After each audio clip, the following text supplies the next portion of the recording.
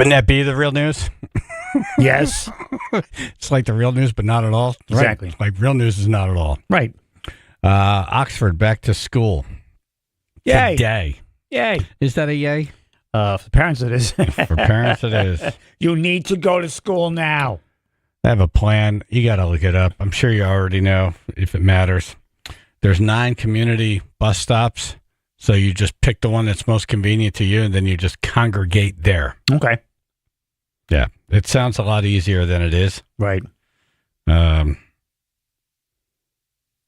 6 bridges were washed out in Oxford. It is such a mess. Yeah. There's one that I thought was going to go, and it didn't. And if it did, boy, you'd have to drive all around the state to get to the other side of town. Wow. At Governor's Hill Road Bridge over by the police station. You saw footage of the just water running around the police station. Yes. And right up the street, like 100 yards away, is Oxford Tavern.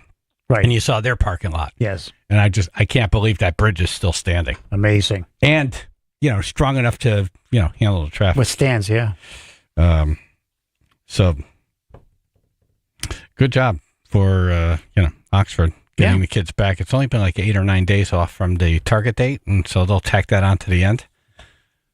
Kids say yay. Remember when right before we went on vacation, they were asked, the school superintendent was asked, how are you going to do this? No. Of course not. So this is him answering that question. We just don't know right now. I mean, it looks like it's going to be a compromise beginning of the school year in some capacity, whether just facing student trauma or having to move the first day of school. That's the school superintendent. Right. Yes, it is. He sounds like the nerdiest nerd of all the nerds. Don't make me angry right now. I'm not sure if I can be more nerdy. There's no one's voice you put next to this guy and say, that is more nerdy than this guy. Oh, no. That's Nerdy Fist. And he could only be the doctor of like a kind of education doctor. Exactly. Right? Yeah, right. Like, I'm going to perform your colonoscopy now. Nah, I don't think so, pal. Have to check your prostate. The hell you will. You touch my elbow, pal. Right. Like that guy's not going to set my broken bone back in place. Like, I don't think so. Although it'd be like, however, I do have a nice sewing kit to do your stitches. Right. I'm going to crochet them. He's the kind of guy you want to hear when he's like fixing your watch. Okay, put this over here. He's a watch fixer. Just put this over here and put my hand right there. It sounds he like does sound smart. Like he's talking intricate, And you can see one over here, and this line is supposed to spin over here. Yeah, you kind of picture, some like he's doing algebra or like science up on the board. Right, there's like a million things written on the board. Yeah. Yep. Yeah, nothing makes sense. It's like a major physicist. A physicist. Yes, the point. Yeah, the theorem. And that's right. When he doesn't know what to say, he just goes. Right. You don't picture him as your car mechanic. Yeah, to replace the entire driveline system. And the voice is so distracting. I'd get out of meetings with him like, I don't even know what he said. I was just too focused on the nerdism. It sounds like he's muttering to himself. Nerd level. You know that the muttering you do? Like, put the damn lid on my coffee the right way. And not so much cream. That's right. He probably gets called out a lot. Like if he's on a cell phone somewhere, it's like, what'd you say, pal? I'm talking to someone else on the phone.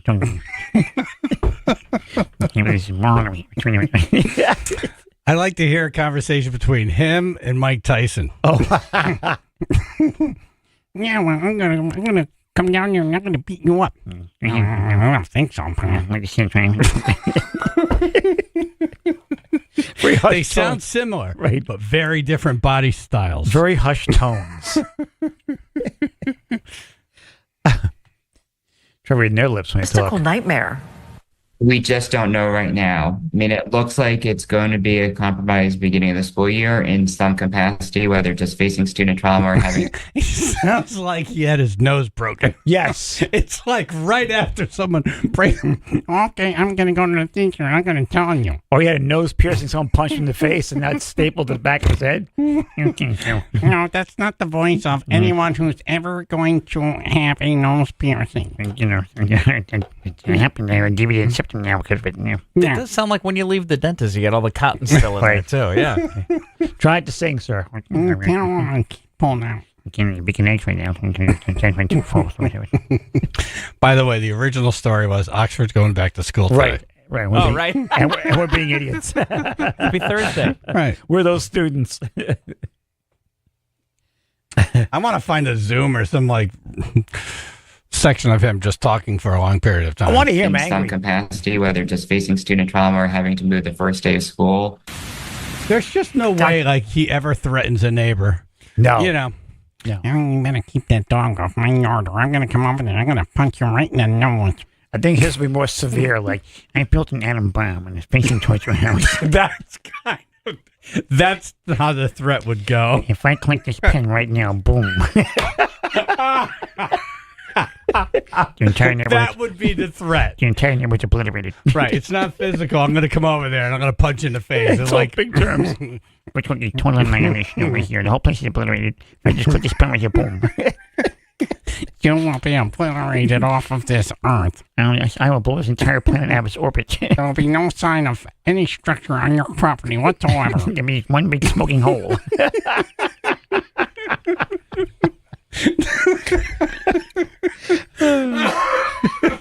Oh, I hope I don't run into this guy in town now. Why don't you be like a kung fu master? If I come out to a parking lot, my car's just smoking. There's just ash and smoke. I'm like, I believe it was Dr. Miller who performed. There was an incoming ballistic missile. What happened to my car? I heard your radio show. ICBM. Boom. I click this pen. Boom. Now I'm picturing him running away in a cat suit with a mask on. Nobody. I will slip into the night now. Nobody expects the professor. Oh, my He's God. the professor. Yeah. Oh, I'm sweating. The superintendent. Nobody expects the superintendent. Yeah, it's funny. The governor's going to be out in like 50 minutes. Right. And if his people are tuning in to see, like, hey, where are they going in terms of direction on the air this morning? Yeah. We're like, I don't know. Should we have him call in or not? Why do we have him call into that show? Can you sound like you're sick, sir? Superintendent. Boom. So happy first day of school. Right. Yeah. Yes. Oxford back to school today. Congratulations. It's a big day. Concert to benefit flood victims. And this is not just Oxford, but all of the surrounding areas. Seymour, Southbury, Newtown, a little bit of Woodbury, I think. Yeah. Naugatuck. Naugatuck, yes. Yep. It's free. It's happening all day from 11 to 11 at Quarry Walk in Oxford. And we got a bunch of great bands. Really great bands. Yeah. There's rain in the forecast now. Right. Late in the fourth. The only day. Yeah. If it moves a little more, it might miss you entirely. The only thing that makes me feel good is they've been wrong with weekend weather 2 weeks in a row. Yes. 1 week really off. Way off. Like way off. Way off. Like way off. The reason why we're doing this way off. And then, what was it, Sunday, we were having a bunch of people outside and looking at the forecast. It's like 13% chance of rain. Right. While it's raining. I'm like, I think it's 100. You mean I think 113? we can boost the number now. Did you mean 113? Yeah, we could crank it up to 100 now. It's raining. Look out the window. I'm just hoping they're wrong. Yeah. It's still early yet. I feel like It is early. It could move. It could hit later on in the evening, like after this whole thing happens. Yeah. To the overnight. So. And if not, it's also a little music tradition. Like if you're going to have sort of like a festival lineup, like you get a little bit of rain. That's just sort of how it goes sometimes. Right. You wear your poncho. Yeah. Right. Yeah. You're fine. Yeah, that's right. Yeah, they're still pouring beer. They're That's still right. playing music. Right. Yeah, Bad Sons and Black Hawk Brewery both donating all the beer sales to the Victims Good Fund. people. Community Rising. Good people. Yeah. Yeah, it's really been great. You know, working with everyone. We were doing the on-site thing yesterday, and a lot of professionals. Yeah. I'm like, oh, all right. We got a team of smart people here. And there's plenty of place to eat right there was around it. no Dr. Miller on No. site. No. No. No. No. Let me get my pen again. Click. Boom. You doing it?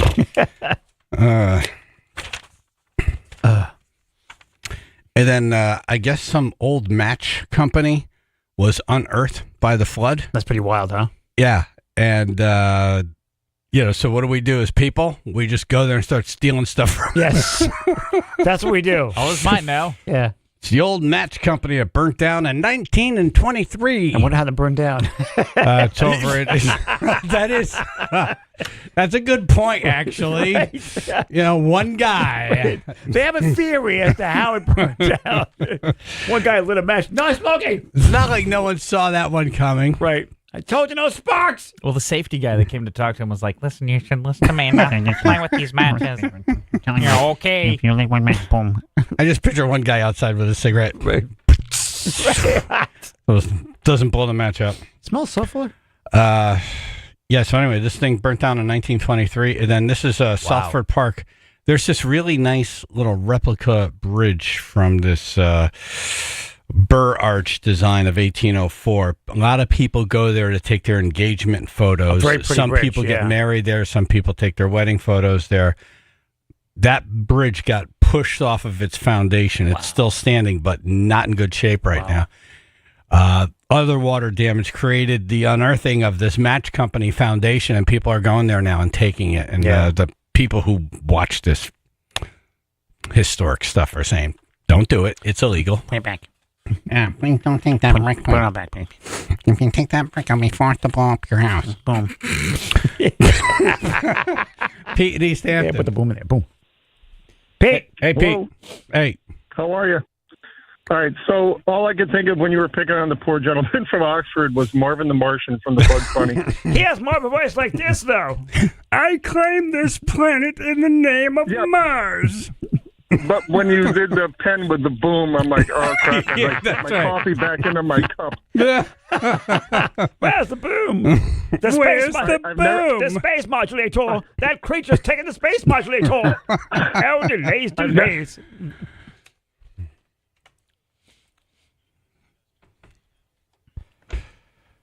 Okay, we're going to do the top 10 relocated NFL franchises. The top 10 relocated NFL franchises. Justin's doing the list. You call in what you think's on it, 203-882-9757. Sunny day today, upper 70s to low 80s. Right now, 56 in Guilford. A couple of road closures remain through Oxford, Highway 67. Both directions still closed. That's between Governors Hill Road and Christian Street. That's Southbury into Oxford, right at Old State Road. Also, Route 34, both directions between Laughlin Road and Punkup Road. That's expected to be a long-term closure going to about October. So if you are coming in from the Danbury area to the valley, you're going to take Route 25 instead. And we got a closure right now through Bethany. This Highway 63, both directions closed currently between Munson Road and Cheshire Road. Looks like some kind of an accident during the overnight, perhaps a car versus pole, happened about 4 o'clock this morning. This traffic report is brought to you by Compassion International. Compassion sponsorship means food, healthcare, education, and more for a child in poverty, and there are thousands of kids who've been waiting over a year. End their wait. Sponsor a child with compassion today. Text the word radio to 83393. That's your Chaz and AJ Connecticut Lottery traffic.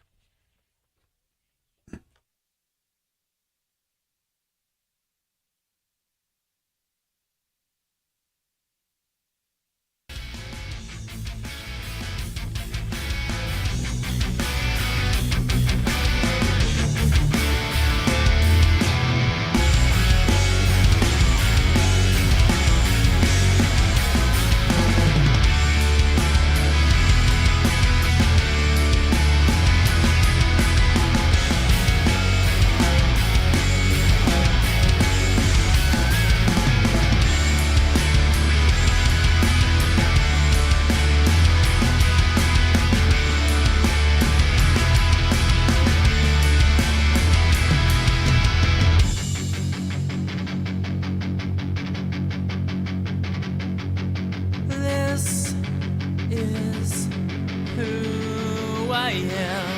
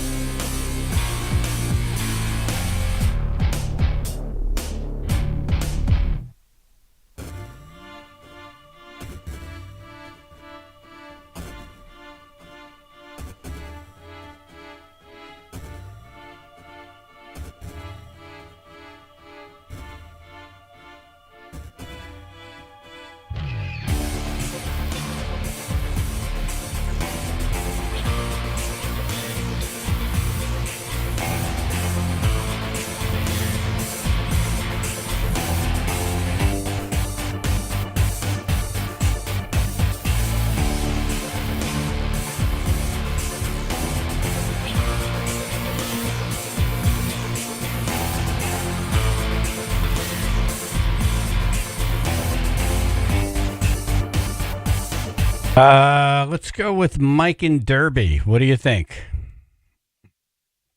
Cleveland Browns left, it became the Baltimore Ravens.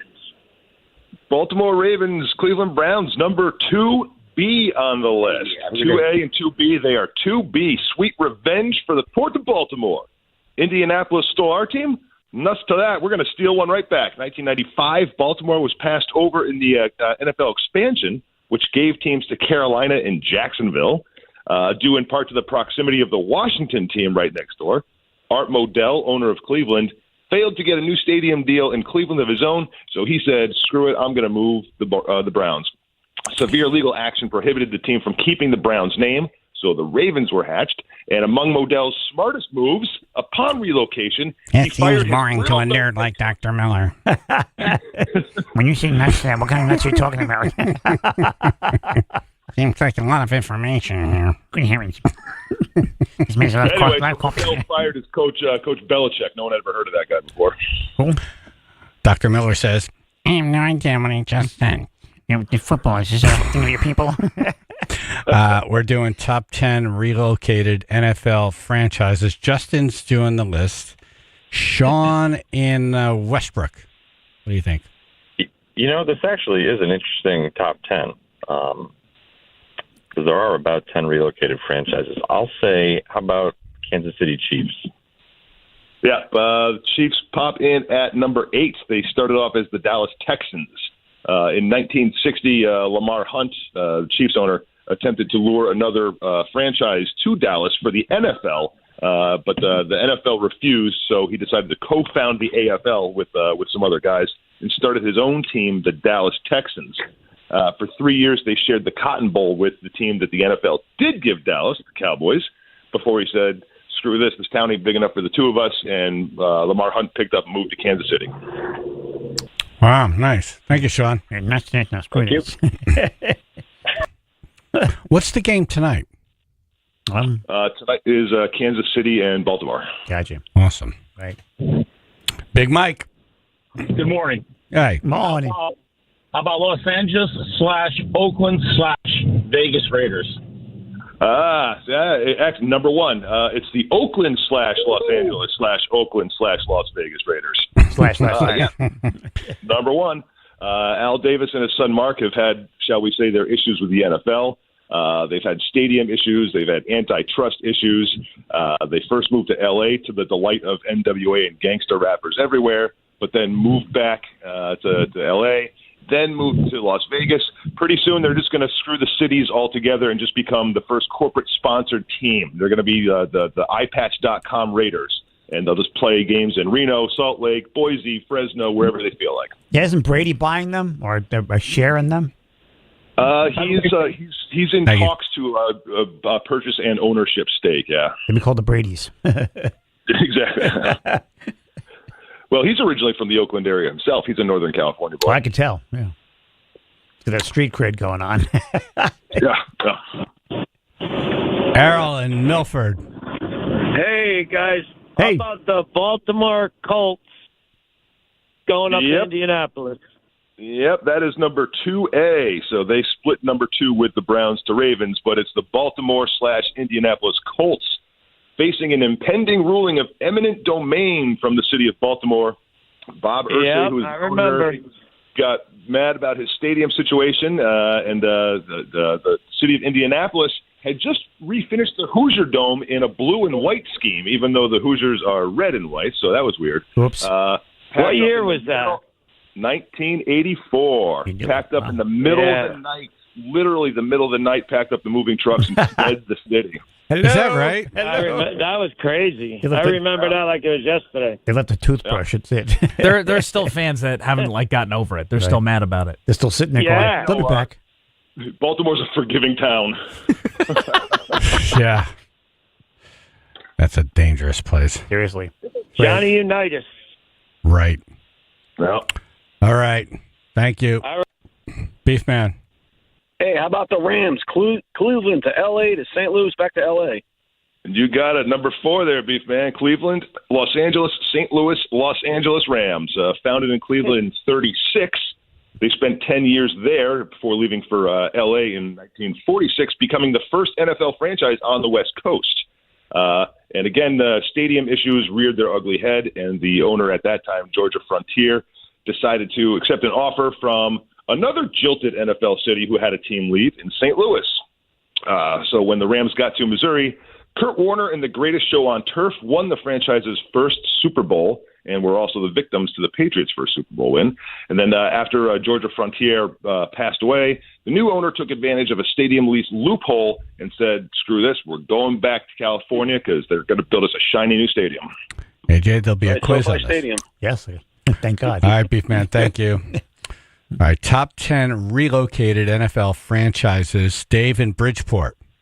Morning, guys. Hey. I'm going with 1932 Boston Redskins, changed 1935 to the Boston Braves 32, 35 Boston Redskins, 36 Washington Redskins, then obviously the Commanders and now the Washington football team.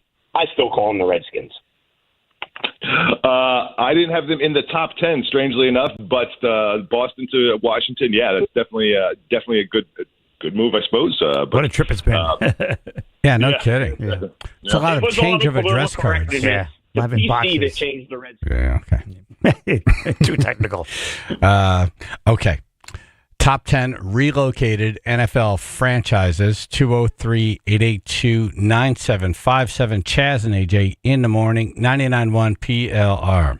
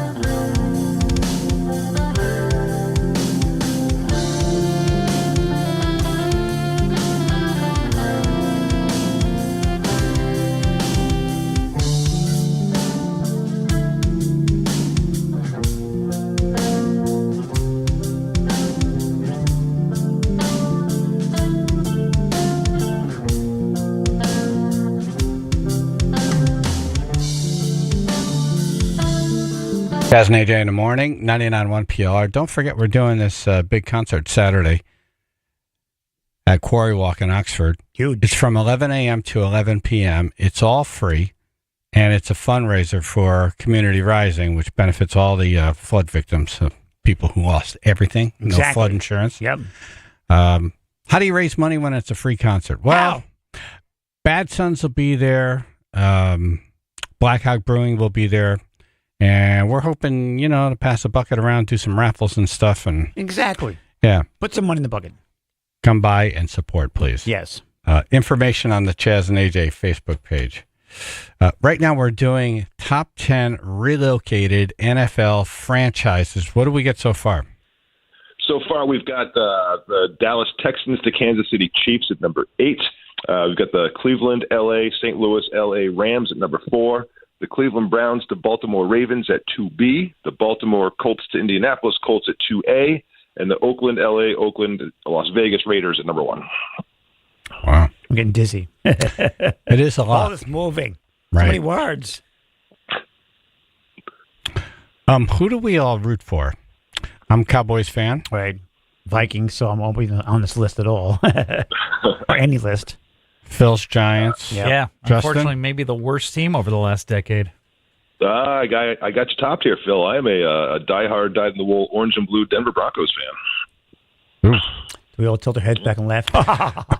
Because I thought maybe we could have a bet now before the first game of the season. Okay. Whoever has their team come in last has to do something. Oh, no. Last, huh? Well, whatever it is you guys want me to do, go ahead. No. I got the Vikings, so I'm pretty good, too. I like that we're in the same division, though, Chaz. Until like week 4, then I'm not going to like it so much. Right. How do the Giants look so far? I don't know. I have no idea. Daniel Jones was hurt. He's back. The players seem like they're with him. Barkley's gone. Like you have no idea what the offense is going to look like. Right. Their offensive line has been a disaster for 10 straight years. It might even be longer at this point. I've been told so many times that on paper the Cowboys were going to the Super Bowl. Yeah. Well, And, the Cowboys win the paper Super Bowl every year. Yeah. Right. And it's a good one, too. Chaz and AJ. Yeah, it's 50. How about Houston Oilers going to Tennessee? Number 6, the Houston Oilers to Tennessee Oilers, Tennessee Tuxedos, Tennessee Titans, whatever. After years of trying to start his own NFL franchise, owner Bud Adams founded the Oilers as a charter member of the upstart AFL, winning the AFL's first 2 championships. Despite some of the best uniforms in the game and players such as Earl Campbell and Warren Moon, the Oilers never reached the Super Bowl while in Houston. Got the Super Bowl? Yeah, go ahead. We're just talking to studio here. Just trying to stay awake. Thank you. We're trying to stay awake, Justin. Sorry. Hey, they got the mascots, T-Rack. It's a raccoon who energizes the crowd. I don't know if he energized because there's a raccoon in the studio in the stands, like he freaks out. But apparently he's the actually mascot, T-Rack. I don't know what to be T-Rack for. My favorite thing about the Titans is they have the throwback uniforms, and so they wear the Houston Oilers throwback uniforms because they're awesome uniforms. And then they've worn them while they've gone to Houston to play the new Texans team. So they show up in Houston wearing the old uniforms. It's hysterical. Wow, It's that's funny. The leather helmets. It's a huge thing. Yeah. That's funny unless you lose. The leather helmets. Exactly, yeah. Yeah. Eric in Beacon Falls. Morning, guys. How Hi. about the Chargers moving up from San Diego to L.A.? You got it. Number 7, the Los Angeles to San Diego to Los Angeles Chargers. Footnote in history of football that the Chargers were in L.A. for their first year before moving down the coast to San Diego in '61. They stayed there until the owner, for some reason, decided that San Diego was just too small of a market. And so they moved to L.A., which confused Chargers fans, NFL fans in general, media personnel, NFL professionals, coaches, owners.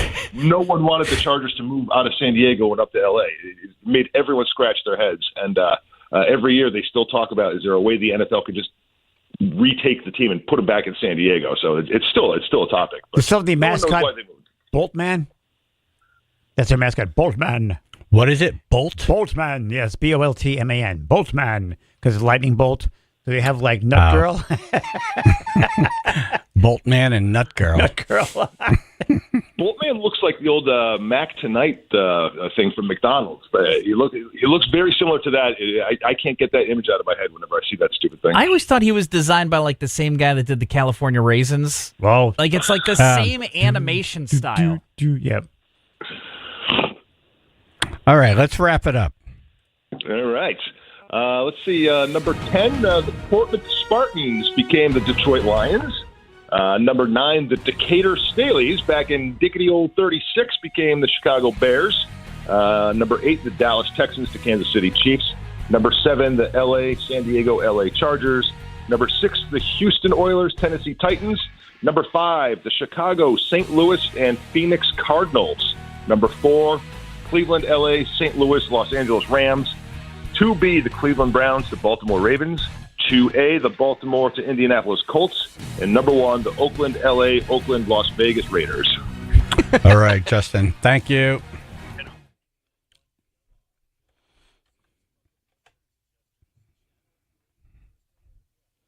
Sunshine today, upper 70s, low 80s, 56 now, North Haven. Road closures remain through Oxford. Highway 67, both directions between Governors Hill Road, Christian Street. That's Southbury into Oxford, right at Old State Road. Also have a closure at Route 34 in Oxford. That is Laughlin Road to Punkup Road.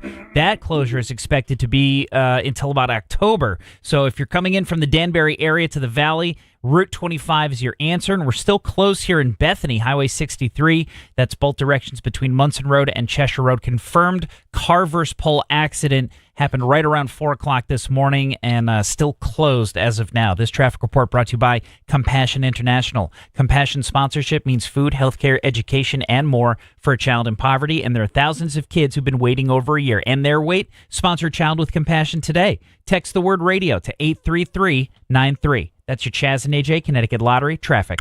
Governor Lamont on the show at 7.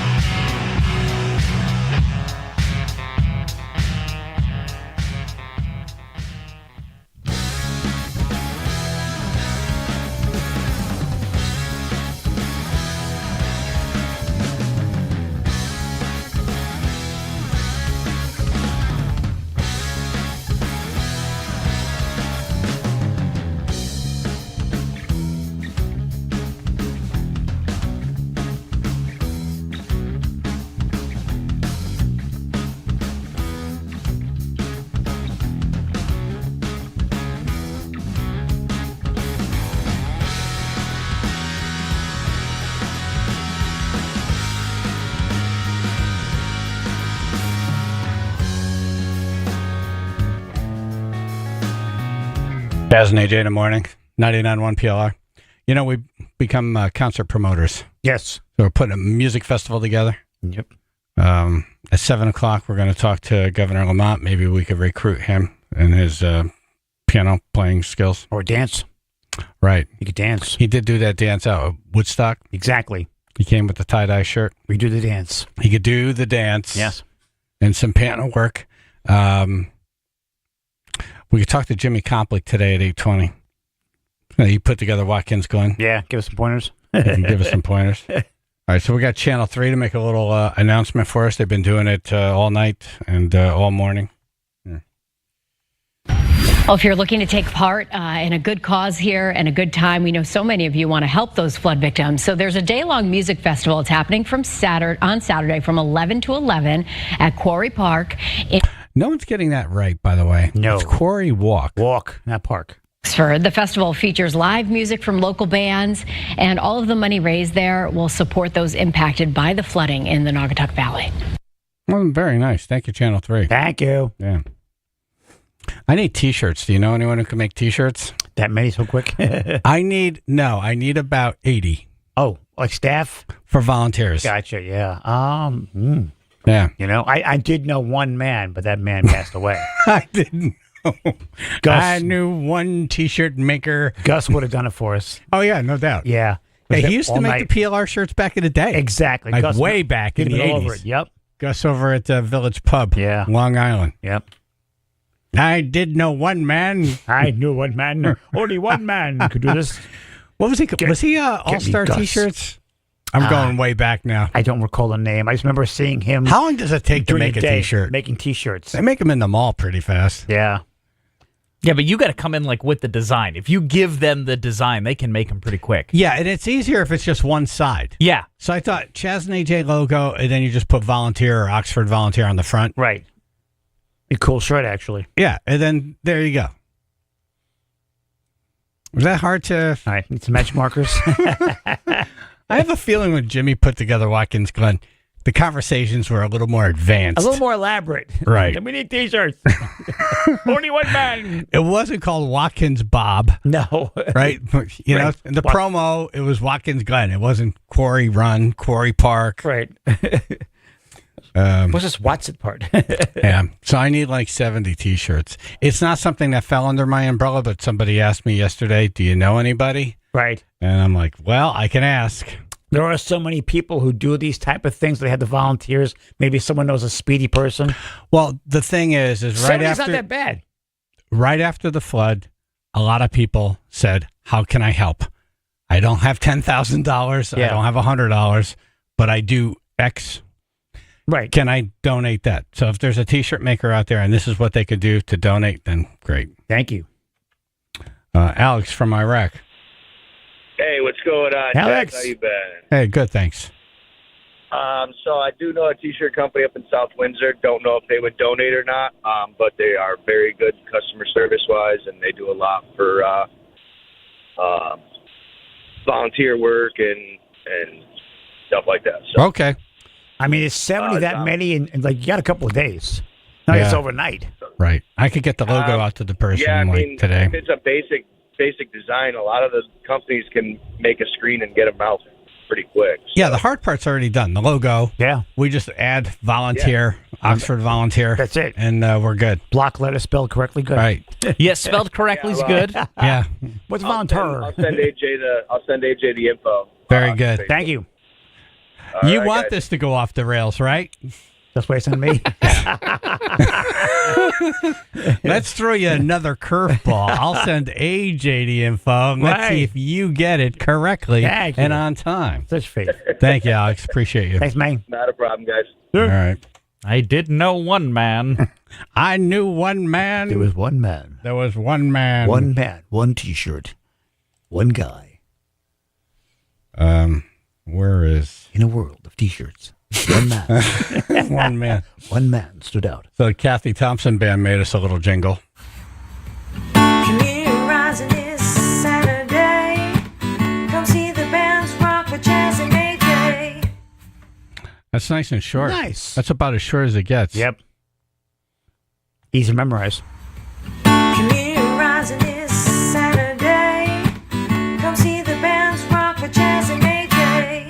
Nice. She didn't even attempt the location. Yeah. She's like, I know everyone's screwing it up. I'm not going to be part of it. Right, yeah. And you catch me in Quarry Park. Her voice is so nice. I want to hear more. Yeah. You know, that's the key She's when you make great. a song. You just want to make it so people want to hear more. Exactly. They're awesome. And then Bobby from Nashville Drive made a song. Bobby. Oh, here goes Facebook screwing me. Oh, no. sign in. Are you kidding me? Yeah, let's get a fingerprint. Yeah, F you. Really? I'm not a robot. Why? If Mark Zuckerberg had a horrible car crash, would the world rejoice? It'd be a day of celebration, yes. I would, there'd be a little spark in my step. Yeah, if he tripped and fell into his hollow volcano. Yeah.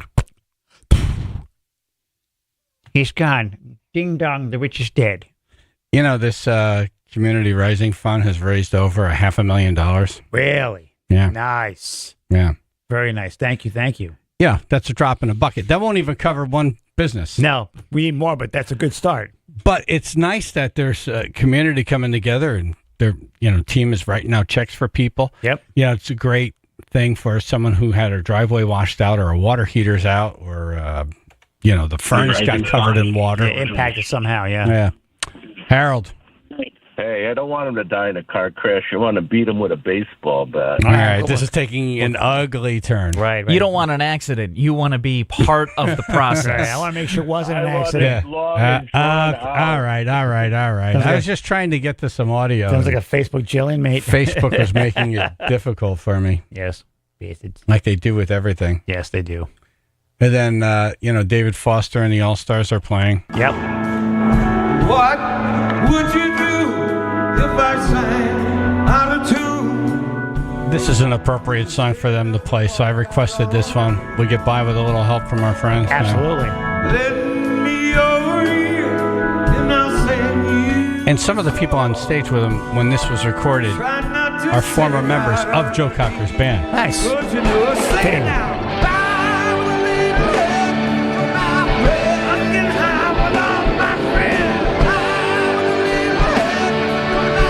Sounds pretty damn good.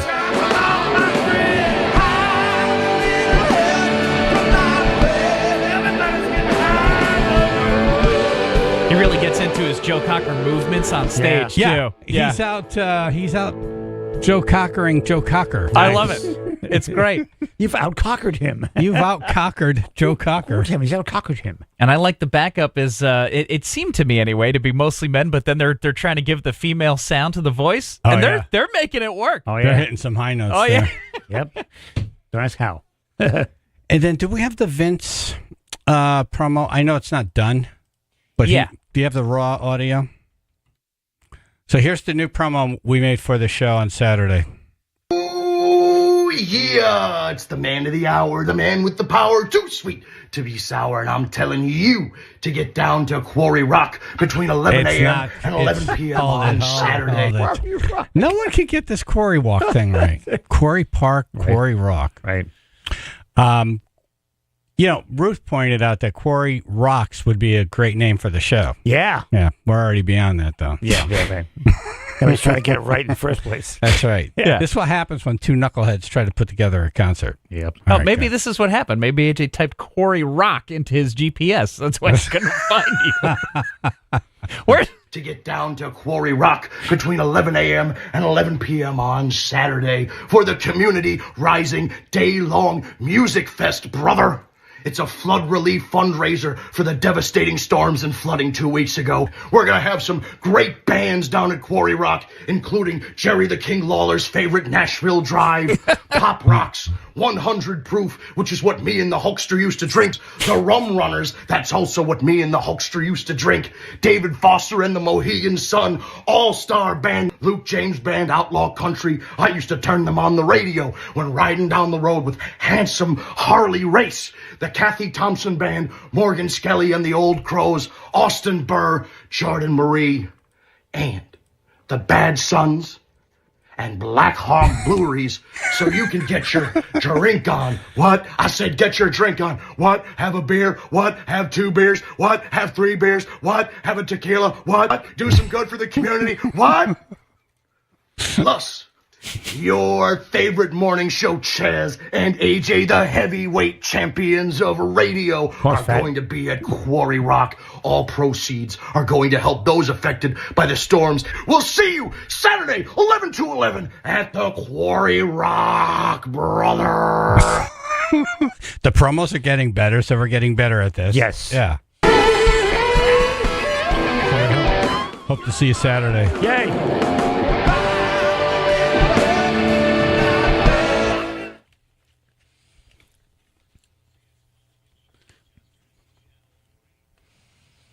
All right, flood relief, farmers in Wallingford, and electric rates.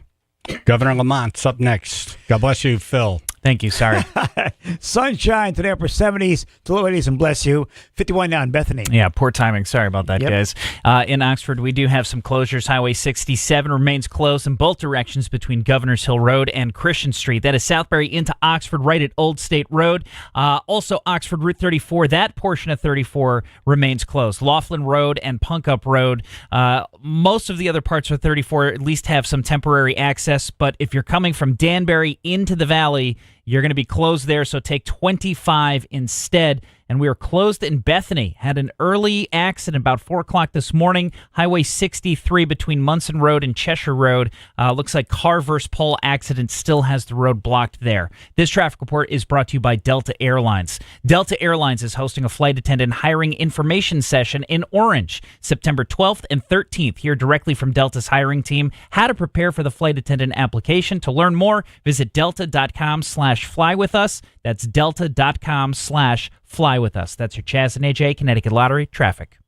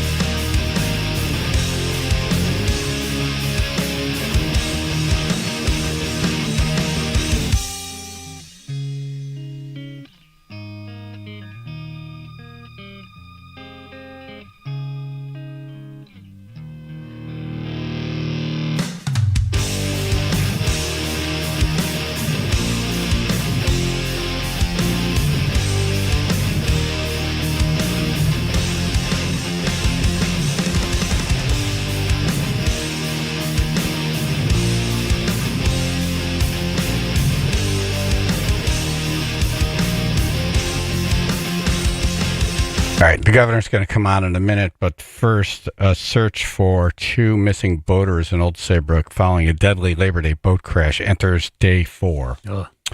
So 1 person dead and 2 missing. And the last I heard, the driver of the boat still in critical condition. Wow. 9 people on the boat coming back Monday night, somewhere around 9 o'clock. Yeah. From Block Island. And, man, it's just tough. Not good. It's tough. Just be safe out there. Yep. I believe Governor Lamont's on the show. Good morning. Hello. Ned Lamont here. Hey. I call you Governor. Yep. Good morning, Governor. Hello, Governor. Yeah, that's got a ring to it, Chaz. Yeah. I'm going to start with the flood. Thanks for coming out to Oxford. It meant a lot to everybody there and everyone who was affected that you came right out. What can home and business owners who didn't have flood insurance expect in the way of help from the state or federal governments? First of all, thank you for everything you're doing. I understand there may be a concert to help raise some money. I was out there. I was amazed the number of volunteers that showed up at the shopping center in Seymour, helping people just clear away the mud that had piled up in front of their stores. The water was rushing so heavily, it took tables and broke walls. It's devastating. So we've got a couple hundred applications already in for our immediate up to $25,000 grant relief program. That's a bridge to FEMA. That's a bridge to SBA. The feds do bigger stuff, but they do it slowly.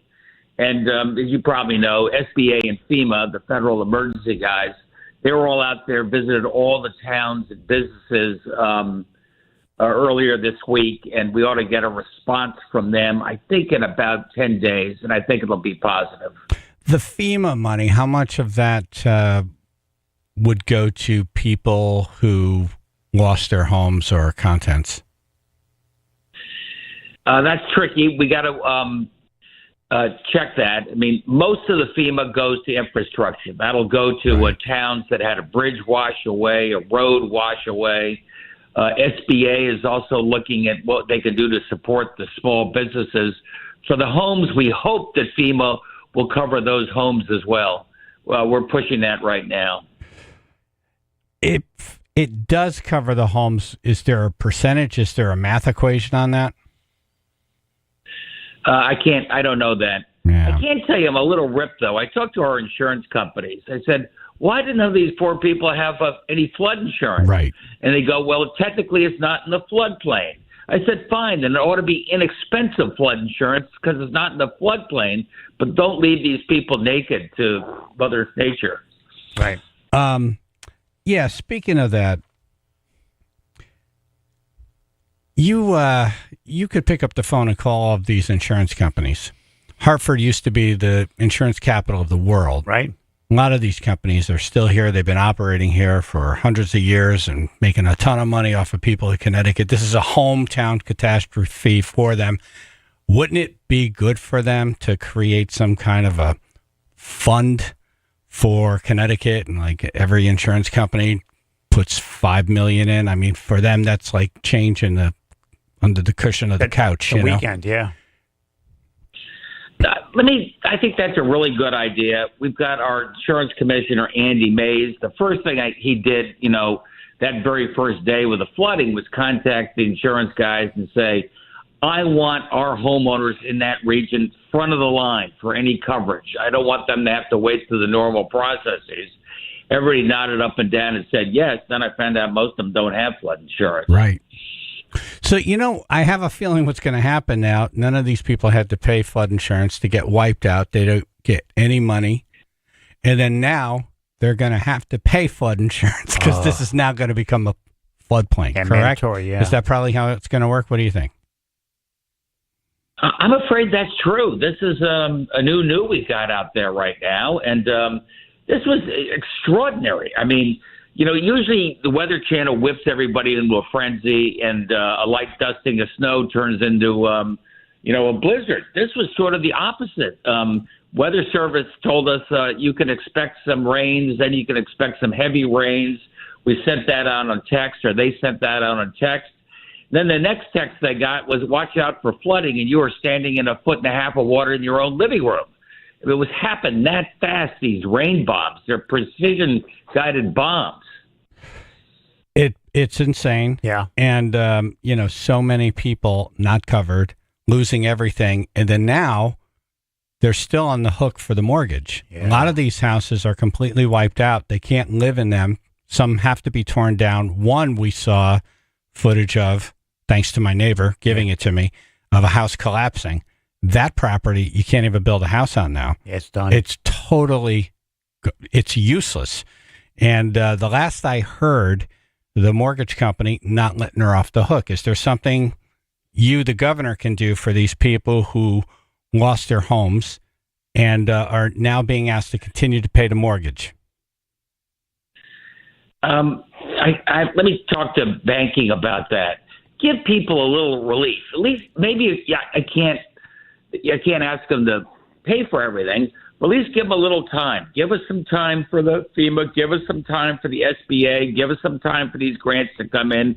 Let us catch our breath. Don't come down hard on them. Maybe Eversource can give people a little relief on their electric rates in that region, too. I'm going to go there in a second. Here's another thought I had. So one would be a fund from the insurance companies in Connecticut to help those people. Like if WPLR and Channel 3 and its viewers and listeners could come up with $500,000 from hardworking people, these insurance companies could come up with something that'll really make a difference in the area. So idea one, Governor, is insurance fund to help. Nice. And so this way, they're not saying we're going to cover your policy. We're saying we're just going to put this money into a fund, and then we'll have it administered by somebody. Yeah. And it'll get relief out to these people. So they're not just completely turning their backs on us. Right. The other is the FOG Fund. The FOG Fund would be Friends of the Governor. FOG. You have some friends who have money. Now, when we started... Sorry, I'm putting you on the spot here, Governor. The foggiest. But you have some friends with money. I called my friends when we started doing this. Anyone I knew with money, and I said, can you donate? And, we were able to advance the ball down the road here. What about that? What about you? Start a Friends of Governor and you start calling these people. What do you think? Where is there a trust? Is there an account? Where do people contribute? So right now, we're doing Community Rising through Team Incorporated, which I know you're very familiar with. David Morgan, the CEO of Team, has been appointed to your transition team, and then right after you get reelected, he's done various things for you. But so he's administering a fund right now. And it's called communityrising.org. Where do people go? To teaminc.org.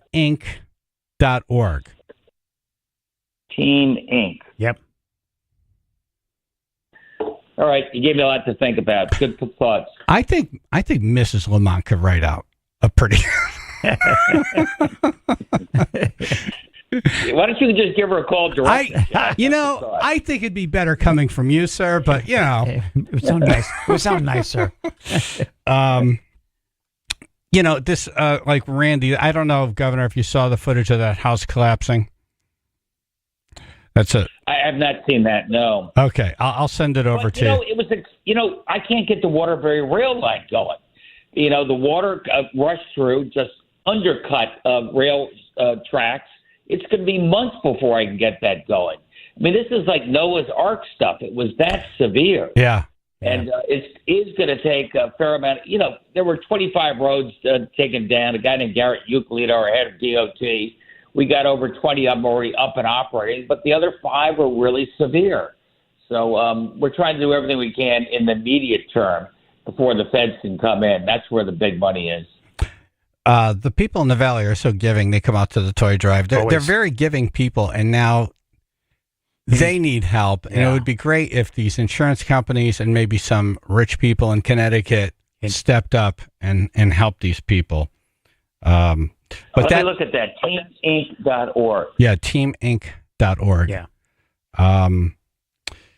This house, and I'm going to send you the video. This is just an example of the many people who had loss in this flood. But this house that collapsed, it's an ER nurse, a single mom with a 3-year-old who just bought the house a couple years back.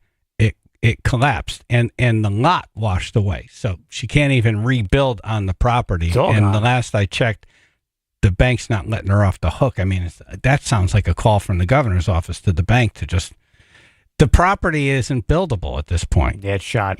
It's a natural disaster. She had nothing to do with it. And now she's on the hook for a mortgage. It seems really unfair. Yeah, send me the details on that too, Chaz. I'll get you what we could do. I'll one other example of how bad and severe this flooding was.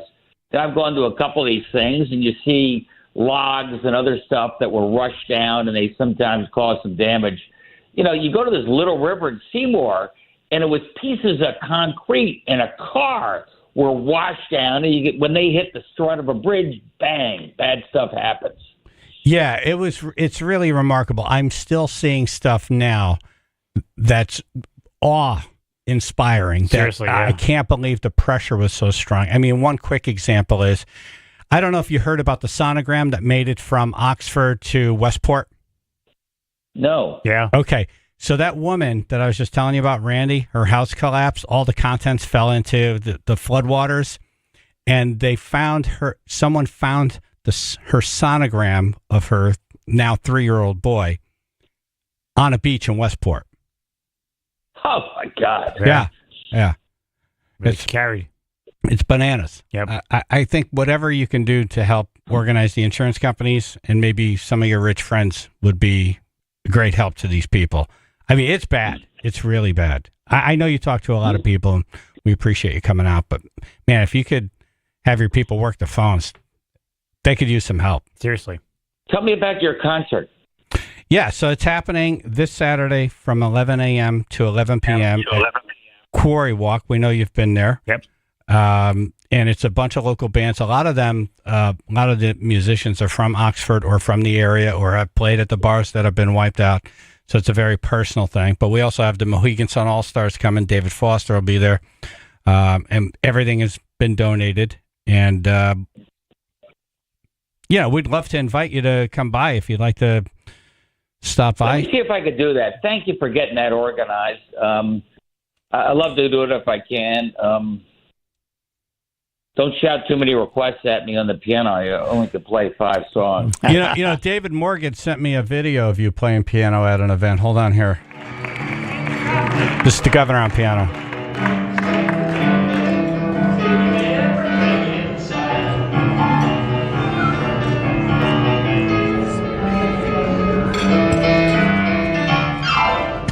Wow. That's a pretty good reaction, by the way. A good reaction. I heard more enthusiasm than precision in that piano, but the most reaction was when you stopped playing. Right. Sounds like one of my speeches, actually. Donate or replace again. Couple of other things before we let you go. The farmers in Wallingford. Did you see that freakish hailstorm? No, but keep going. Yeah, there was a freakish hailstorm last week in Wallingford, and it wiped out a couple of farmers in terms of their crops for the season. Yeah, done. I know they've been lobbying Senator Blumenthal to do something. I don't know if there's something that can be done on the state level. I've been talking to Brian Hurlbert and Dan O'Keefe, our guys that did the $25,000 immediate grant program for small businesses in the Valley. And I said, why isn't the same applicable to our small farmers? And that's what I'm looking at right now. I think we ought to do something. Cool. Okay. And then, of course, electric rates. Did you see your bill last month? About that. I heard it. It sounds like the governor just dropped something. Did you? What was your bill last month? Everybody went up dramatically. You know what happened? People are at home, the hottest July in history, the rate increase. You put that all together in a bundle, air conditioning going, and we were up about 40%. I think that's about the norm for that July bill across the state. It's look, I met with all the leaders yesterday. Look, there are little short-term things you can do in terms of, subsidies, and more importantly, spread out the cost shocks. We made a lot of money on our nuclear deal, keeping Millstone open for a couple of years. Now it's costing us a lot of money. I think we ought to phase that in so there are no more of these sudden rate shocks. And Chaz, the biggest problem we got, I know it's long term, and that doesn't help me in the short term. I just don't have enough electric generation in this state. And that's what I laid out to these guys. Here's the cost of wind. This is what I got to do for natural gas. This is what would provide additional nuke capacity. But that's what's killing us right now. Usage is going up, especially last July, and supply is not. Well, what do we do about that? It seems like we need a bigger plan than what we have right now in place. I'm getting together with all of my New England governors next week. We wanted to do this. We're getting together with Quebec. There's hydro coming down from Quebec. That's going to be added to our regional mix within the next year or two. We've just launched our first wind turbine, Revolution Wind. That's going to continue over the next year, adding a lot of capacity. Natural gas is tricky because I need New York's permission and Massachusetts' permission. So that's not easy. And there's a little reluctance there, to put it mildly. Those are probably the three biggest pieces. And by far, the best thing is, in the near term, is efficiency. Apply to DEEP, and we'll get to the audit. And for virtually no money out of pocket, we can do efficiency and maybe heat pumps or whatever. And that could bring down your electric usage and electric costs dramatically. Pura just voted to not extend those payments out, correct? To not stretch them out over 2 years rather than 10 months. 2 years instead they're doing it over 10 months. Right.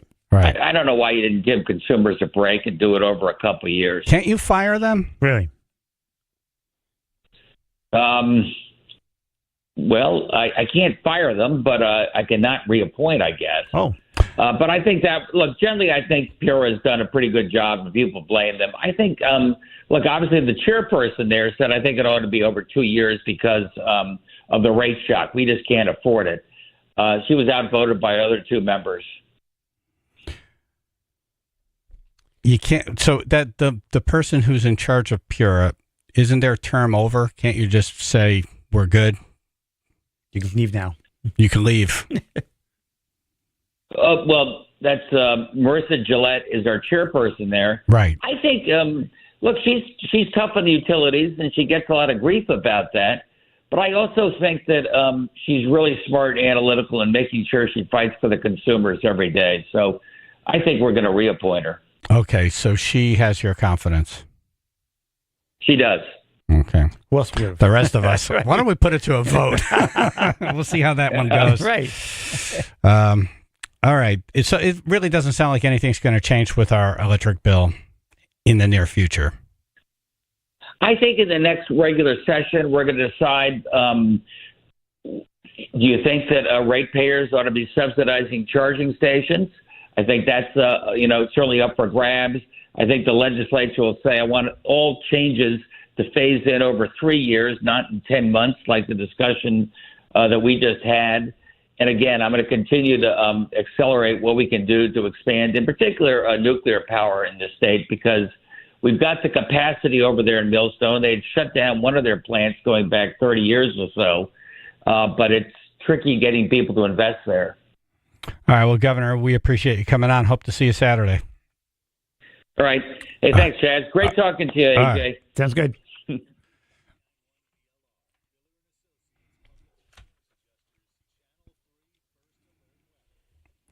All right, Dumbass News is next. Florida man punched by a guy for complimenting his car. Ouch. Sunshine today, upper 70s, low 80s. 52 now in Cheshire. I got some closures and a couple of accidents out there now, too. We'll start in Oxford, where we still have some road closures because of that storm from August 18th. Highway 67, both directions closed between Governors Hill Road and Christian Street. That's Southbury into Oxford, right at Old State Road, closed currently. We also have Route 34 closed in Oxford. This is Laughlin Road and Punkup Road. That whole spot right there is perhaps going to be a long-term closure till about October was the original estimate. We are closed in Bethany, Highway 63, both directions, right near Munson Road and Cheshire Road. This was an earlier car versus pole accident, happened about 4 o'clock this morning, still closed right now. And we got 2 accidents, first in Middletown. This is Route 9 northbound, exit 23. The right lane is currently blocked at the Route 17 merge. And we've got another accident in Southbury, 84 westbound as you approach exit 15. We got heavy stop-and-go traffic because of this one, adding up to about 45 minutes of delays right now. This traffic report brought to you by Delta Airlines. Delta Airlines is hosting a flight attendant hiring information session in Orange on September 12th and 13th. Hear directly from Delta's hiring team how to prepare for the flight attendant application. To learn more, visit delta.com/flywithus. That's delta.com/flywithus. That's your Chaz and AJ Connecticut Lottery traffic.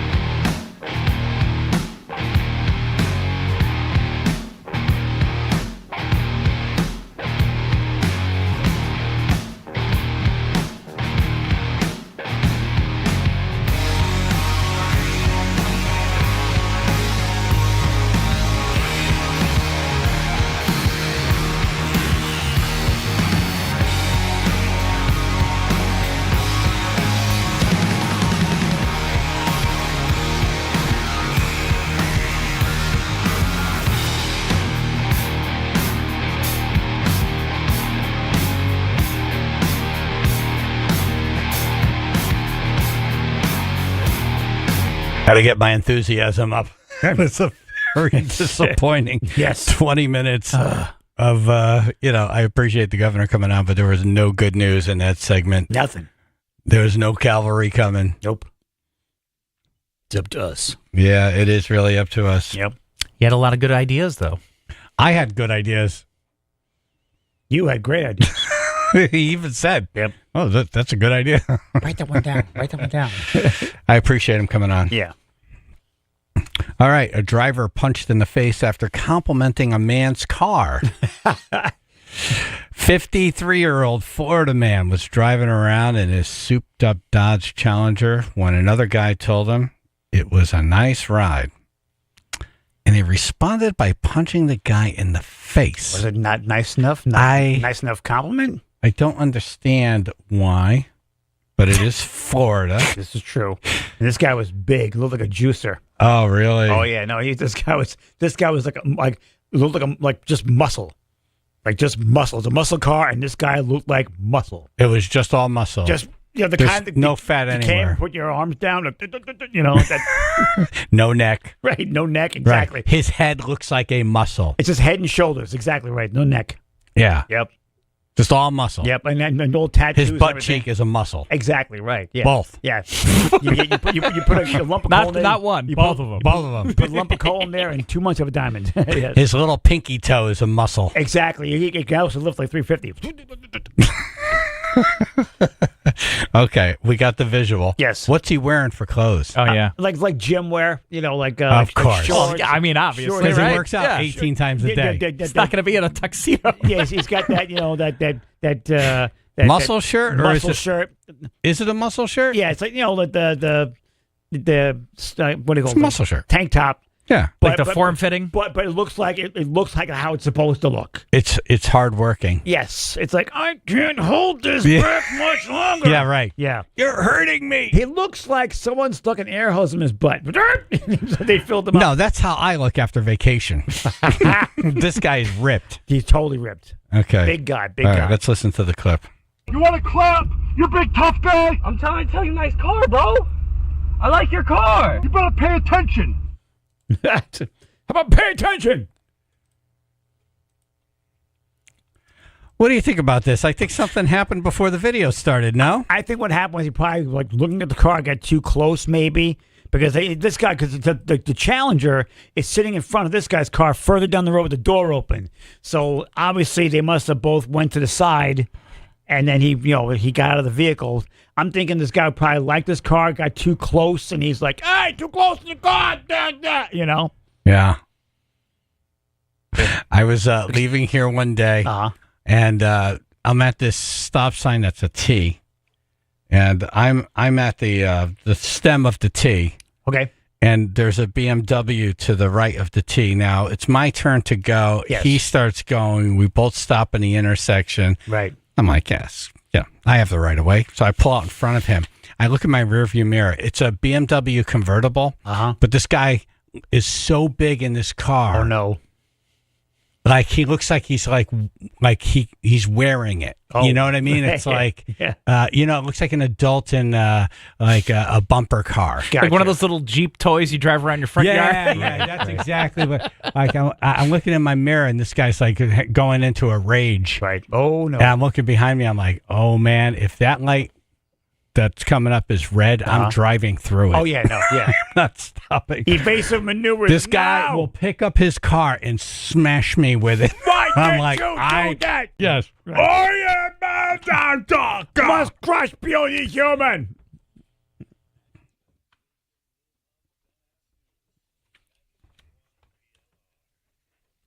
All right. A private investigator comes in studio to help a tribe member with a potential cheating spouse. Ooh. So we are going to disguise his voice. Okay. And he's going to tell us the story. Nice. So CSI. Yeah, no, it's very interesting. Yeah. One of those, we're going to hide your identity and you're going to tell us what you think your wife is doing. Yeah. 99.1 PLR, Chaz and AJ in the morning.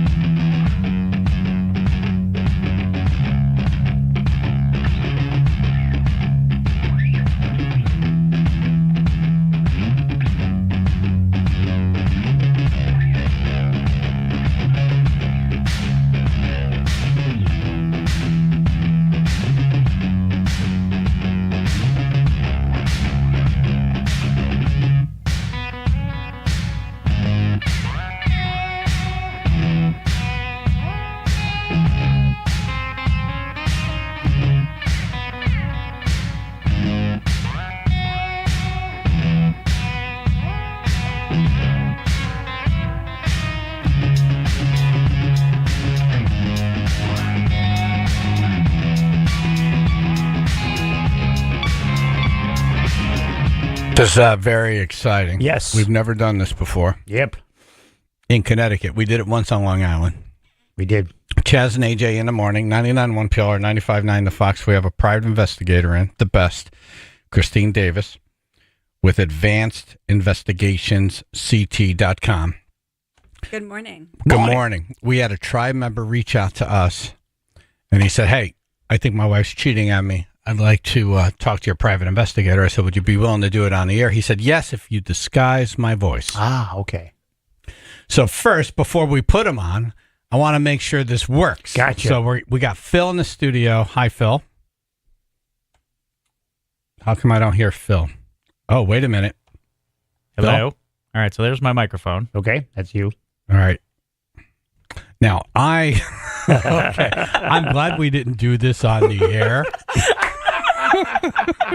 Because can I tell you, this is exactly what we would do. We would put the blur over the wrong face. I like how you're laughing in harmony. You're like laughing in harmony. It's awesome. Okay. Hold on. Can we also like Yeah, that? take me out. All right, great. Look at this. Phil knows what to do. I want something like that too. No, I'm fine. Okay.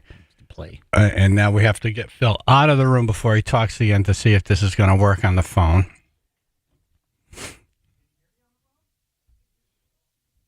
All right, Phil, are you talking? Feel free to talk. Yeah, I don't know why. Hold on, let me see if I'm... Okay, so that's working. Nice. Some kind of song. Phil? Hello. All right, I'm going to adjust this here. I'm going to turn the phone down and turn the effects up. Go ahead, keep talking. Okay, you got it. We're testing. Hello. Now it sounds like Demon Phil. Which I've mentioned many times. Is that enough disguise, you think? Well, because I know Phil's count voice. to 10. 1, 2, 3, 4, 5, 6, 7, 8, 9, 10. What do you think? As it got closer to 10, sounded better. Yeah. Yeah. Okay. Yeah, 1, 2, 3, not so much. It just sounded like Phil talking with the demon. The demon inside. How's that? Count to 10 again. 1, 2, 3, 4, 5, 6, 7, 8, 9, 10. That's pretty good. Yeah. That's pretty good. Yeah, I think All we're right, good. let me check with Tony. Tony, are you comfortable with that? Yeah, that's fine. Oh, Oh, okay. see? See? You sound even more different. Right. It's just Phil's voice. Phil's already sounding like Satan to AJ, so what's the difference, really? I hear that every day. All right, so why don't you tell us a little bit of your story? All right, so it started probably a couple of years ago when she started acting different, hanging out with different people, doing different things, drinking. Okay, so you've been with your wife since you were a teenager. You guys got married in, somewhere around 14, 15 years ago. You have several grown children. And then she started hanging out with some crazy lady and started drinking. Aren't they all? Yeah. And she turns off her phone when she's out with this lady. Turned it off claiming she was out with that broad. Oh. Aha. She turned it off and claimed she was out with the lady. Right.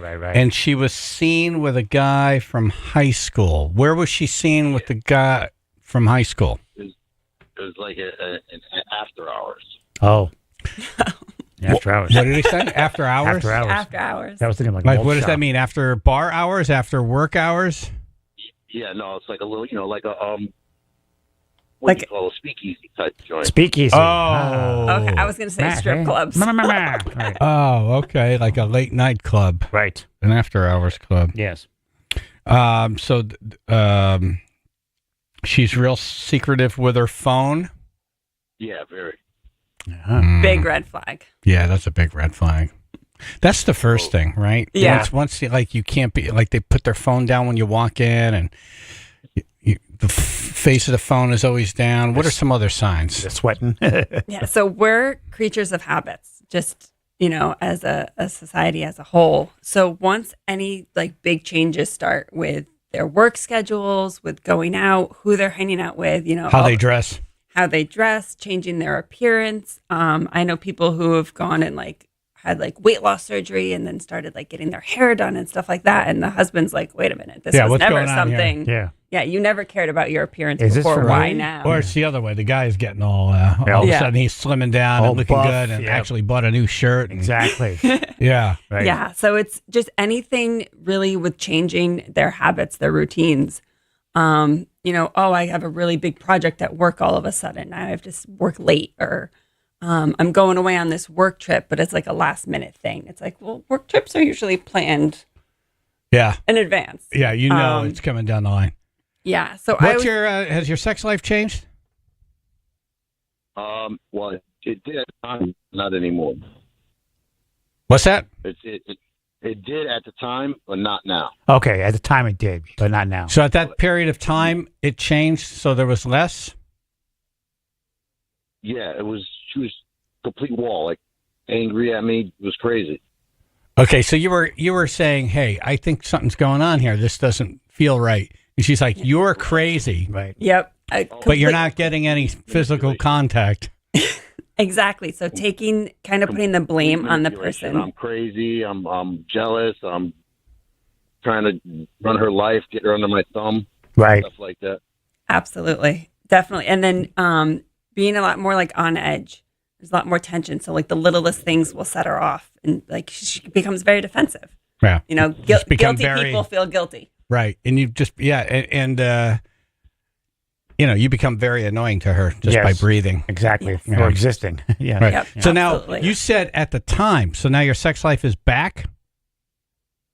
Yeah, things are normal, but it's still it's almost like it's like cake and eat it too type of thing. I can't figure it out. What was the last thing you said?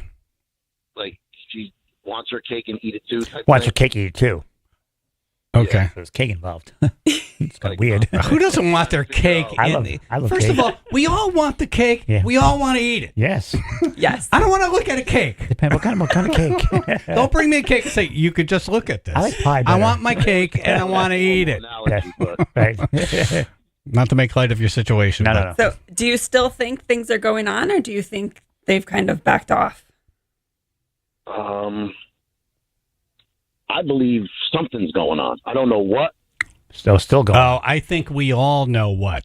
You've got that I gut think- feeling still. Yeah, that's the thing, the gut, right? Believe when in your gut. You know your gut does not lie to you. Yeah. And the problem is it's the hardest thing to ever go through. I always thought I was a badass, but this is knocking me on my ass. Yeah. Yeah, no, it hurts. Yeah, no. It hurts. Do you still love her? Oh yeah, Yeah. it's crazy. How We don't about have the hard evidence? you have your kids? What are they aware of the situation? Yeah. What are their thoughts? Oh. They don't want me to go anywhere. Makes That puts you in a tough situation. Yeah. Yeah. Well, do they think mom's doing something? One is a little young yet to understand, Oh. and then the other one is just won't admit it. She's Right. In denial. It is easy to get into denial. Yep. I've been in some relationships where I'm like, no, that can't be. Can't be happening. No. Everybody goes to football games with their neighbors. It's my imagination. Yeah.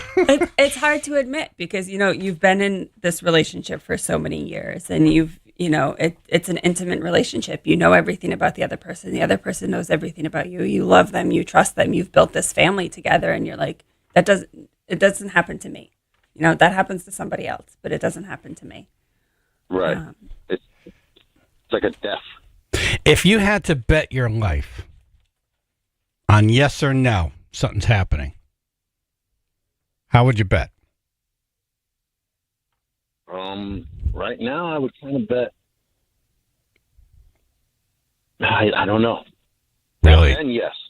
Right now, I don't know Right. because she doesn't go out as much. So it's dialed She down. goes to work. She comes home. Yeah. Right. So So relationship. Sorry. It's, and I'm afraid to say yes right now. I am. Like, I don't even want to believe it. I hear you. Your gut kind of tells you yes, but you wouldn't bet your life yes. Right. Yeah, I got you. All right, hold on 1 second.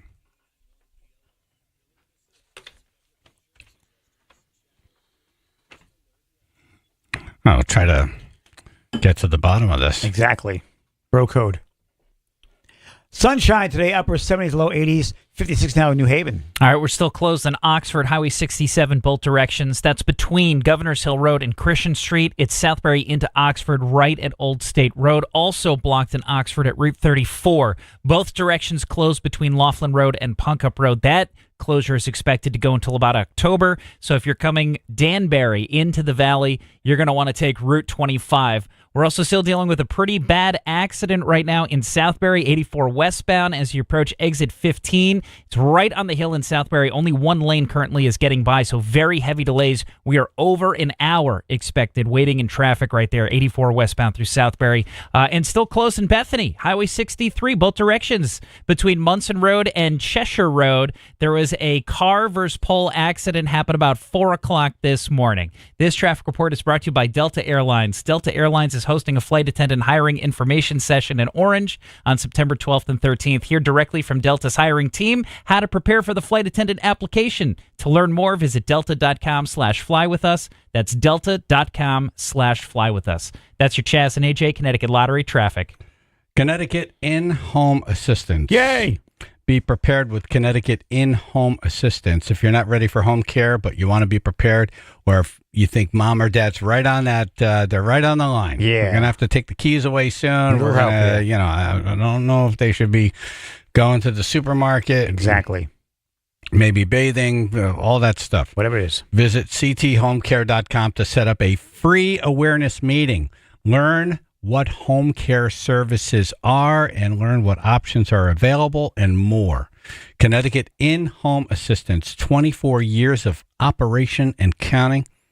Hourly care, shift care, live-in care, no contracts, no commitment. Be ready for what the future may bring. cthomecare.com.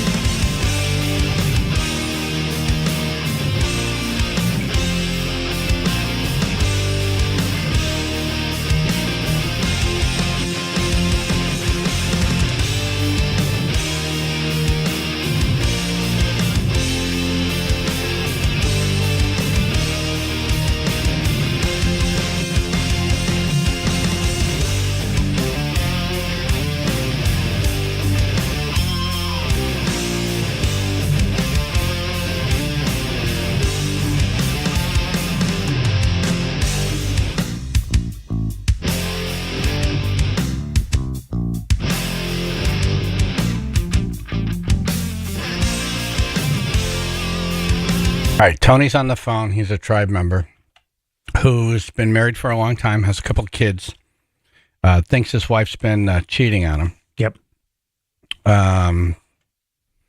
She started hanging out with some crazy lady, started drinking. She turns off her phone when she's, quote, with this crazy lady. Of course.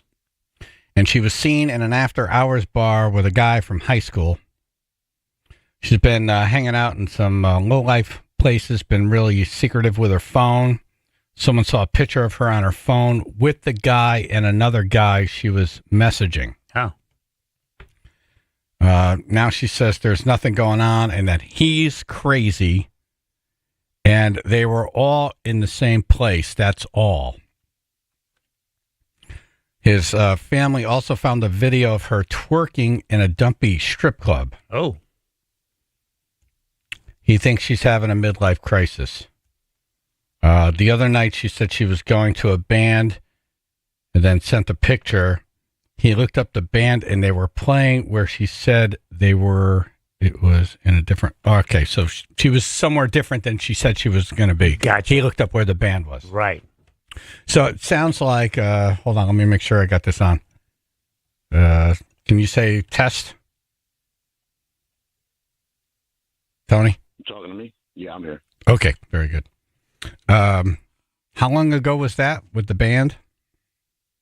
About 3 weeks. So this is apparently still going on. Yeah. Yeah, there's definitely something still going on. It's not as heavy, hot and heavy as it was, but it sounds like something's still going on. Yeah, absolutely. I think, it's from what you were saying, it sounds like there was a lot, maybe more going on then. Maybe it's starting to slow down a little bit. But if she's still, kind of doing things out of her norm, she's changed her routine. Definitely, I think something we need to look into. How do we do this? So the best bet for this situation would be doing a surveillance. Following her from work one day to see where she's going. If she has something scheduled, hey, Friday night I'm going out with the girls. We'll follow her out Friday night, see what she's doing, who she's with, photographs, videos, document everything. Does she work in a place where she can leave for lunch or come and go as she pleases? No. No. Okay, so you figure between the work hours, pretty safe to say nothing's happening. Yes. That wasn't convincing. Not convincing. Think about that one, yeah. Good, how are you? You could bump into somebody. Oh. No, so she can leave her job and go hit a hotel room, right? No, definitely not. No. Okay. No. All right. Oh, so what, you think something might be happening at work? Nope, it's definitely after work. Okay, Yeah. so we're definitely after work. work, So, yeah. So it'd be- so safe to say nothing's happening during work hours unless she doesn't go to work. Yeah, and that's a possibility. Okay. Okay. Playing hooky. Yeah. So it sounds like when you started, figuring things out or whatever, she was like, okay, I got to get better at this. Yeah. Yeah. And she might game have up. backed off for a little bit and then, ramp it back up again. Like, all right, let things cool down. Let Right. him, go back to thinking everything's okay. And When the then heat's off, yeah. Right. Yeah. we'll start it up again. Yeah. If you found out she was cheating, would you leave her?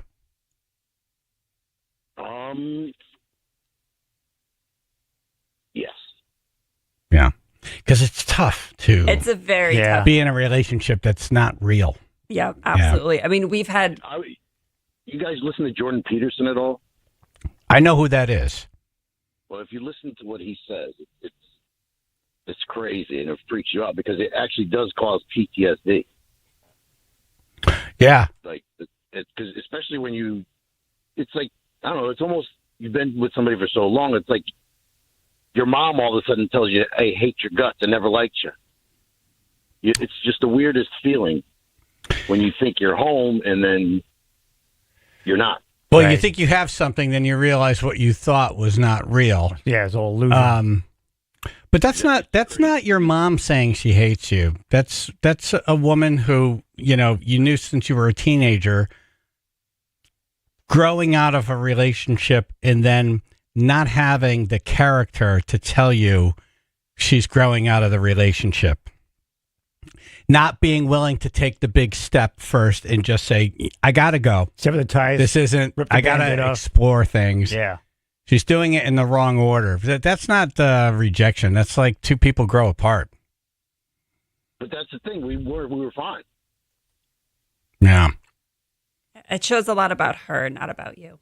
As a lot of people feel guilty about it. Or Right. like, what did I do wrong? Yeah, you that, didn't do like- anything wrong. Dude. No. Yeah. Yeah. It's not you. It's them. It's just for me. It's I don't know why, but it's the hardest thing in the world. Well, the first thing before you start, going over all this in your head, you got to figure out, is it happening or is it not happening? Exactly. Yeah, you get confirmation. Because you could go through this in your mind and maybe nothing's happening and you're doing all this for nothing. Right. So I think we put you in contact with Christine and see what she could do to figure out what's happening. Absolutely. Yeah, I definitely think doing a surveillance would be the best bet. And, either way, it gives you peace of mind. More Right. often than not, by the time you get to us, you've got a good gut feeling that something's going on. But either way, it's now you'll know, yes, something's going on. No, something's not going on. And you guys can move on. I got to with your tell you something. relationship. Why would she invite you out to see a band? Right. Why wouldn't you go with her? Right. Are you like, now I want to sit on the couch? Have you been that for many, many years? And she's like, well, I just got to go out. No, definitely not. It was more the new friend thing. You know what I mean? Like I like having girlfriend. Right. I like this girl. We have fun together. You're not invited. Yeah. Girls' night out. Oh. Pretty much. Yep. Yeah. There's a lot of red flags going off in It's a my lot of red flags. The wheels- A lot of the red wheels flags. are spinning. I can almost hear them. Bing, bing, bing, bing, bing, bing, bing, bing, bing, bing, bing. I'd love to tell you about the other night, but that'll just give everything away. What's that? I said I would love to tell you about the other night, but that'll just give things away. Gotcha. The other night, Give something me a happened. call. You can tell me, and then we'll figure it out. Something happened the other night. Yeah, it was. Man, it sounds like you know. It sounds like you know. You know what, that's it. I said, listen, and then there was the no, don't. I can't even because I'll just give it all away. Now, would you? Yeah. No. We don't want that. Yeah. All right. I'm going to give your number to Christine. Is that okay? Yeah, please do. All right, dude. I wish you nothing but the best. Yeah. Really. Good luck. We'll be in touch. You know what I thought would make the most sense is the phone hacker. I almost freaking fell into that trap, but I know it's fake. Can't hack phones. What do you mean? Like hack her phone? Yeah. Oh, so you can see what's going on in her phone. Yeah. I mean, that's where everything goes down. That's where everything takes place, 100%. Yeah. If that's where any plans are made or anybody's. That's right. That's where You get creative though. right there. Sometimes it's not through text. Yeah. Create a fake email. Right. There's a lot of people are very crafty. Yeah, and all Yeah. those new like apps I've and never things been that the you can dude that sits there and download. say, oh, I want to see your phone. I want to see your phone. I've never been that guy. Yeah. No, once you say that, the bubble's been popped. Yep. If you can't trust the person that's sitting next to you, if I can't trust you where I need to see your phone, we need to do different things. Yeah. Yep. Yeah, I need to have that peace of mind. I don't need to go on your phone. Yeah, and once you start questioning one thing, you're going to question everything. Yeah, and you have good right to question stuff. You do. So we're going to do a follow-up. This morning. We're going to put you in touch with Christine, and then we'll do an update. Thank you. Love you guys. And everything you guys are doing for Oxford is great. All right, Tony. Thank you, brother. Yeah, thanks, Appreciate man. it, man. Thank We you. wish you nothing but the best. Yes, absolutely. Christine, thanks for coming in. Of course. Can you throw him a bone on this one? I don't know if he doesn't sound like he has the money to. I don't know if he has the We'll money. He work might. with Have, it. We'll- okay, we'll he might figure have the it out. money. He might be like, oh, I'll give you all the money. Never Just know. give me the answers. Never know. Exactly. All right. Right. All right. Christine Davis with Advanced Investigations CT.com.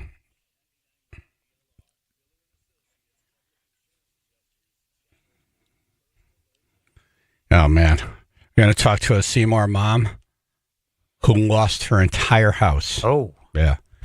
And then David Foster will be on, Mohegan Sun All-Stars. Yep. Talk about the concert happening Saturday. Raise some money for moms like this Seymour mom. Yay. Sunshine today, upper 70s, low 80s, 53 now Wallingford. All right, road closures remain through Oxford Highway 67. That's both directions between Governors Hill Road and Christian Street. It's Southbury in Oxford at Old State Road. That is closed currently, as is Route 34 in Oxford between Laughlin Road and Punkup Road. That closure is expected to go until October along the Stevenson Dam area. Best route from Danbury into the valley then will be Route 25.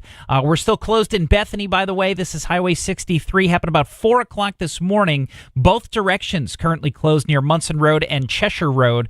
Carver's pole accident that has that whole area closed down. And it looks like that accident in Southbury has been cleared. 84 westbound as you approach exit 15. Heavy delays remain, but all travel lanes are reopened once again.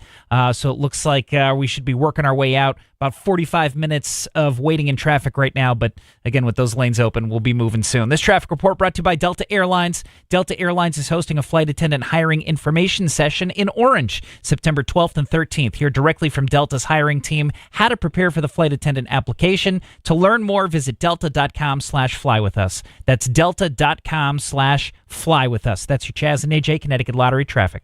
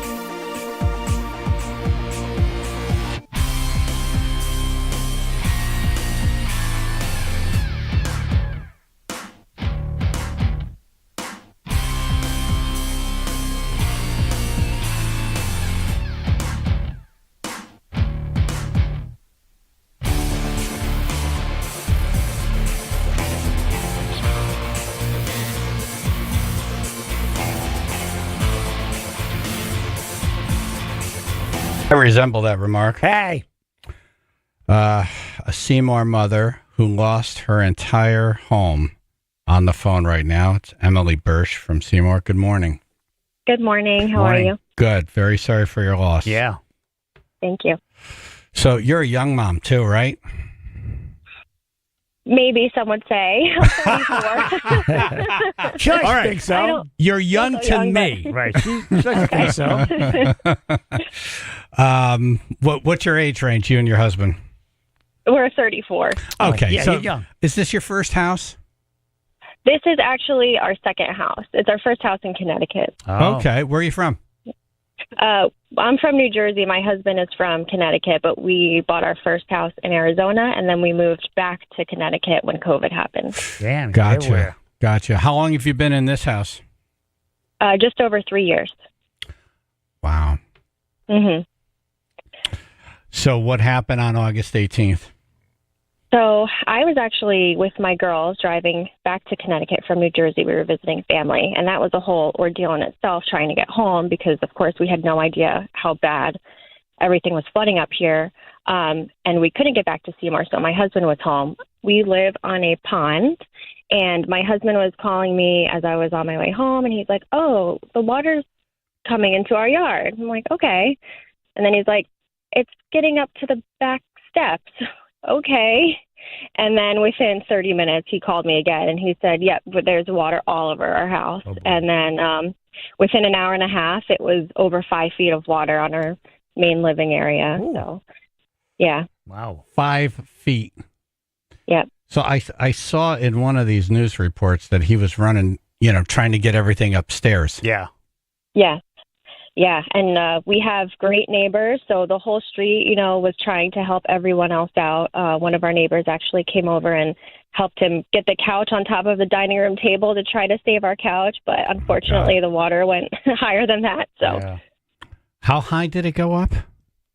It was, I'm 5'3", and if I stand at the water line, it's almost to the top of my head. So it was just over 5 feet. And that's floor one. So basement completely lost, and then 5 feet 3 inches or so. So we don't have a basement. Oh. So that's our main living area. Okay. The slab. Yeah. Mm-hmm. No flood insurance? No. So we were never required to get flood insurance. And I've also been told by multiple realtors that even if we had tried to get flood insurance, because we're not in that immediate flood zone, that we would probably have been denied. And a lot of people say, it's like common sense that you should get federal flood insurance, but it's really not, because nobody explains that to you when you're buying a house. No. Nope. There's been a lot of that. A lot of driveways washed out. No one explained during closing. Maybe you should get flood insurance. Yep. Houses near brooks. Maybe you should get flood insurance. Well, it hasn't flood. There hasn't been a problem since like 1955, and that was a freak accident. Right. So now, not only did you lose your contents, but the bank or somebody said the house has to be torn down? Yes. And that's because, so we had an engineer come look, we had the inspector come out. It's just the damage that was sustained during the flood to the foundation and the age of the home. So our home it was built in 1900, and there have been many additions put onto the home. And just the damage to the foundation, if we were to jack up the house to try to re-pour the foundation, it would probably just collapse because it's just holding itself together. Yeah. Right. So we really can't even fix what's there. We just have to, demo it and start from scratch. So it's just so it's the basement that's the problem, because you can't jack the house up. Did a professional tell you that you can't jack that house up? Yes. So we had an engineer come out. Yeah. So our main level is like our neighbor's basement level. So you walk into our house because it's built on a hill, and then you're upstairs, and then you go downstairs to like the living room, kitchen, all of that. Mm-hmm. Okay. So it's done. And now what does the bank say? They don't really say anything. They're like, where's my money? Yeah, where's my money? Yeah. Oh, yeah. I've asked them. It's their investment, they're on the line for it too, and they haven't really given us anything except for maybe you could take a home equity loan. Like, I can't afford that right now. Yeah, right. So, right, you're 2 years into probably a 30-year mortgage, right? Correct. Yeah. Ow. Yeah. Ouch. Yeah. I'll just say, here's your house back. Change your mind. Yeah, well, that's what I'm trying. I was asking the governor, like, is there something the government can do to say, we're going to give you permission to walk from this natural disaster and not affect your credit? Okay, so you're going to lose money, but you're not going to be on the hook for hundreds of thousands of dollars. Yeah. That's worth nothing. Right. So why can't these people get forgiveness to walk from the house? Why not? And start again. Exactly. That's hard and we enough. talked to the governor. Yeah. We talked to him. We talked to Senator Blumenthal, and Blumenthal said, we're trying to get you guys low interest loans, which is not enough. But that has to be paid back. So. Yeah. Right. Not enough. That's not enough. So it's definitely a difficult situation to be in right now. I mean, I'm glad you're safe, your husband's safe, your kids are safe. Yeah. That's key. That's key. But yeah, man, we're this so is lucky for that. Mm-hmm. This is Not an easy situation for you. It's not. Yeah, we So- just take it day by day, and sometimes we cry. Yeah. A lot of times we cry at night. Where are you living now? We are staying in Shelton with my brother-in-law, which has been another challenge. You know, running my daughter. She goes to school in Seymour, so running her there, and our other daughter goes to daycare in Oxford. So, Yeah. Oh, man. Man. All right. Well, I know that the GoFundMe won't replace everything, but you have a GoFundMe, and we'll post it on the Chaz and AJ Facebook and wherever else we can. Ruth is giving me the thumbs up. I believe it's up now. Cool. If Amazing. every little bit helps. Yep, exactly. It does. Thank you so much. We appreciate it.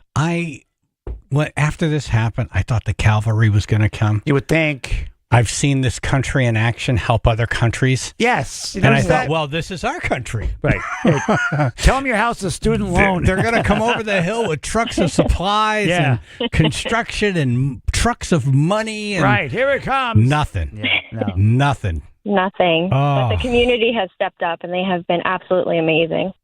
That's the thing. The hardworking people of Connecticut 'Cause they know what it's have like. done more for people who have been victims of this flood than the governments with tons of money. It's ridiculous. It's sad. Yep. So, all right. I'm glad you're okay. You're going to get through this. No problem. And we're going to, well, not no problem, but you're going to get through this, and we're going to link up the GoFundMe. Yep. And if people are listening and they want to help, please go there. Every little bit counts. Thank you so much. Emily, thank you. Keep us posted, all right? I will. Have a good day. Thank you, guys. You too. Thank you. Bye. Oh. Wow. Can you young family? That sucks. That just sucks. I'm stupefied. I can't even talk about this. Stupefied. It's like all this money goes elsewhere. We have a problem over here, and we can't get any of it. I know. It's beyond stupid. It's beyond stupid. You know, I mean, I said to her as a joke, tell them it's a student loan because I think what they're working on right now. Yeah, right. That's right. Just Take say a student loan. You're from another country, and it's a student loan. Yeah. Boom, you'll have money there like, tomorrow. Right. Courier. Where's the help? Seriously. And, it's nice for the governor to come on, but I was just shocked at the little he knew about. Seriously, yeah. Yeah. Yeah, someone's got to brief him more. That was disheartening. Yeah. It's just been a reality for people since it happened. They've been living it every second. And it doesn't give you the warm and fuzzies. No, Something happens it on your didn't own. sound great. Yeah. I don't know. Maybe he's got If you more didn't going see on. that But video, like people in China have seen the video. Exactly. Of the house collapsing. Right. How'd you miss that one? We help so many groups of people in different countries. I'm like, where's? Yeah, maybe you can how does this happen? Maybe snip some from some of those. Take at least cut that in half and use that money over here. Yeah, at least. Yeah, I would say stop it entirely. The insurance companies also of this state need to step up. They really need to say, "This is our home state. This is for our home." Gotta and protect it. Yeah. We need some help from our friends. What would you do if I sang out of tune? Would you stand up and walk out on me?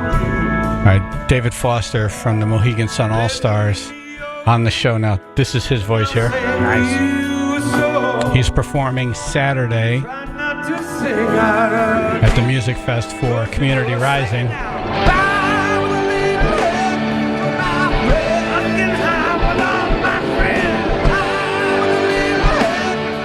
David Foster, by the way, and this radio station have a long history together. I don't know if you've ever heard of the Shubu All-Stars. Yes. That's David Foster. Nice. Good morning, sir. Thank you for Good everything. morning. Morning. Yeah, good morning, guys. Yeah. Hello. Did you hear Emily?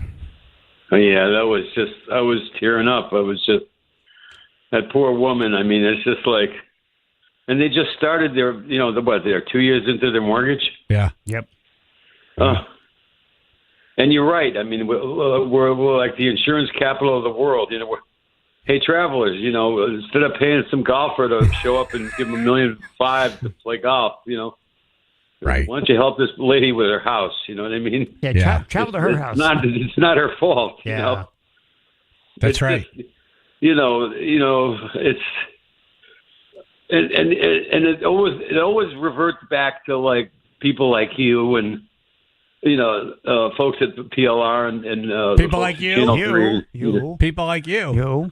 Yeah, and guys like me, and I mean, look, I feel like when I hear stuff like that, it's like, not only do I, start to cry half the time, but it's just sort of, I got to help these people. I mean, and I'm lucky enough to be able to do that when most people aren't lucky enough to do that. But there's still a lot of folks that are lucky enough that, that have 1,000 times the money that I have, and where are they? They just never show it. It's the same guys that want the tax cut and they're billionaires.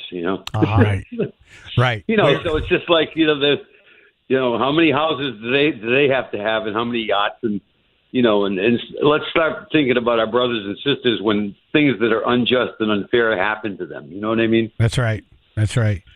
So I know you got a call from Tom Cantone at Mohegan Sun, and he said, "Hey, can you help these guys out with sound and lights?" And all of a sudden, that's how it happened. Lights, He called me and said, you guys coming? Yay! Yep. So I figured, I'll donate a nice sound rig for this festival, and and then I got to thinking about it. And I said, let me see if how many guys I can, that are available, because it's coming right up, and because my guys play with, lots of different stars. You know what I'm saying? They're not just playing for me. They play with all different, major headliners all over the world. So yeah, sometimes it takes a while to get everybody, the whole crew. In one you know place, what I mean? Yeah. But drop some names here. So I know Tina Turner, Joe Cocker, one of your guys just arranged the horns on Bruce Springsteen's album. But yeah, well, he's gonna replace the Tina Turner horn player who had like an amazing dose of summertime flu. He called me. He couldn't even talk. He was, he said, I'm sick. I can't even move. Yeah. So I said, well, let me get Billy to cover for you. So, but then Billy did all the arrangements on the new Springsteen album. And it was just phenomenal musician. Played with the Gatlins, way back. I mean, all his life he's played with everybody. You're kind of like the Paul Schaefer of Connecticut. Yeah, in a good way. Yeah, I mean, he plays bass, he plays keyboard, he plays trumpet, he plays saxophone. He sings like a bird. I mean, he arranges. I mean, so his phone never stops ringing. He could, there's 90 people calling him for different things to do. So, and just a consummate, AAA pro. He's going to be there. My original drummer that I made my first record with, and the original All-Star, Shabu All-Star drummer, Jackie Scarangella, is coming to play. Because Marty, my usual drummer, was, from Jay Giles, is booked.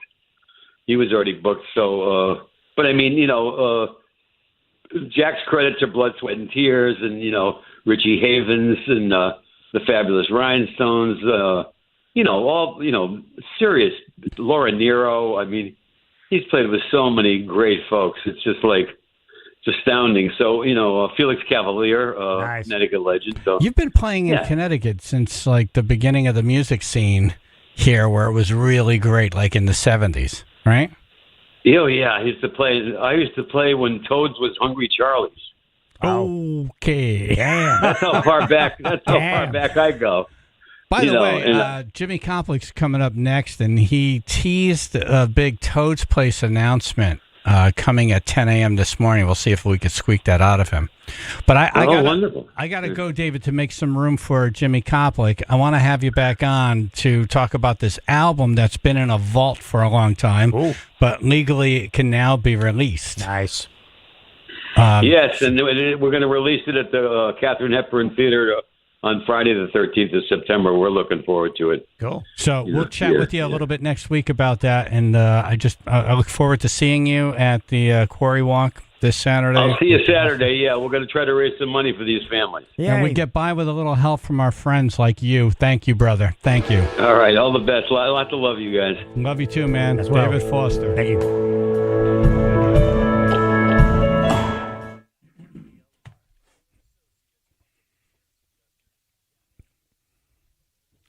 All right, so Jimmy Koplik up next, and you heard the tease. Yes. He texted one of these big announcement coming for Toads at 10 a.m. today. We're close to 10. Yes, Aren't we close close enough to 10? Come on. Yeah. Yeah. Sunshine today, upper 70s, low 80s, 62 now in Brantford. Couple road closures remain in Oxford. Highway 67, both directions closed between Governor's Hill Road and Christian Street. That's Southbury into Oxford, right at Old State Road. Also, Route 34 in Oxford is closed between Laughlin Road and Punkup Road. That is expected to be a long-term closure to about October. So from the Danbury area into the valley, Route 25 is going to be your best option. Bethany remains closed as well. Highway 63, car versus pole accident happened about 4 o'clock this morning. That's near Munson Road and Cheshire Road, still closed since that time. And we got a new accident now in Westport. This is 95 northbound between exits 17 and 18. It's blocking the left lane, so we got some pretty hefty delays, about 40 to 45 minutes expected right now. This traffic report brought to you by Delta Airlines. Delta Airlines is hosting a flight attendant hiring information session in Orange on September 12th and 13th. Hear directly from Delta's hiring team how to prepare for the flight attendant application. To learn more, visit delta.com/flywithus. That's delta.com/flywithus. That's your Chaz and AJ Connecticut Lottery traffic.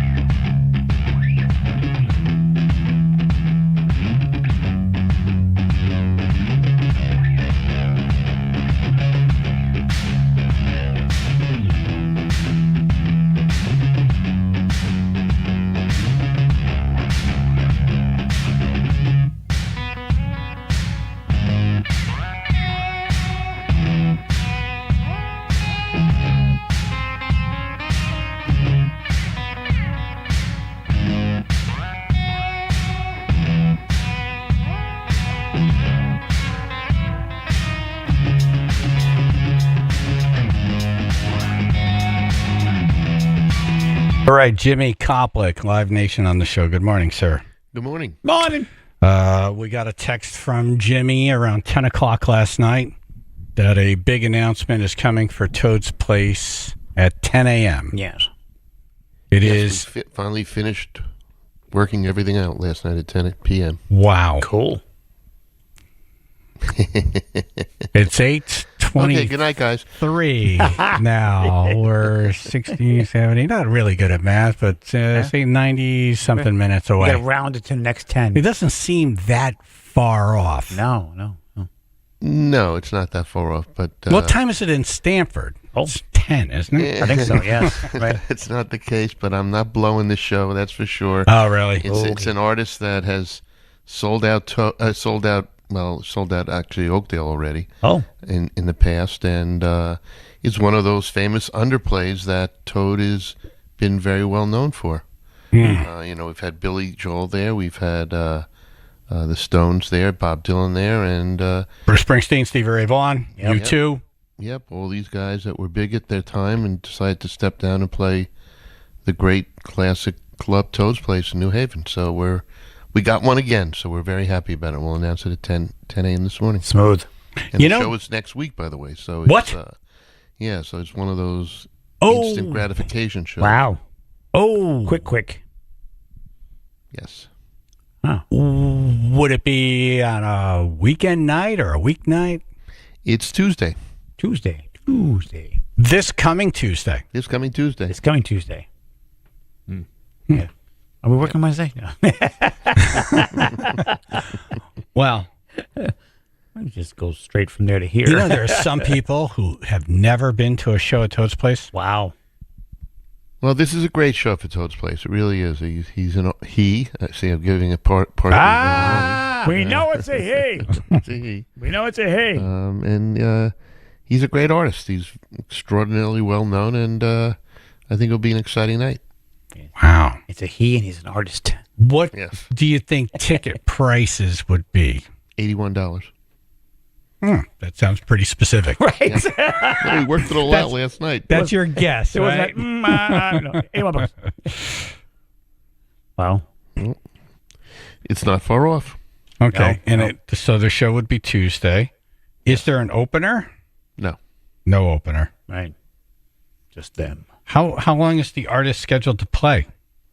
Oh, I think at least 90 minutes, I would guess. So if you were to guess, We you haven't would- really worked that out yet. Right, but, right. You know, we let him play as long as he wants. Right. But you would guess the minimum would be 90 minutes. Yeah, I would think so. Yeah. And would this be a solo performance or is there a band? I think it's going to be a band. Wow. Cool. Haven't figured that whole thing out yet, but we're working on that. Interesting. All right. What else can I ask that? When would tickets go on sale? Actually, I'm going to change. The ticket's going to probably be a little more than $81. We're working on that still. I just got an email.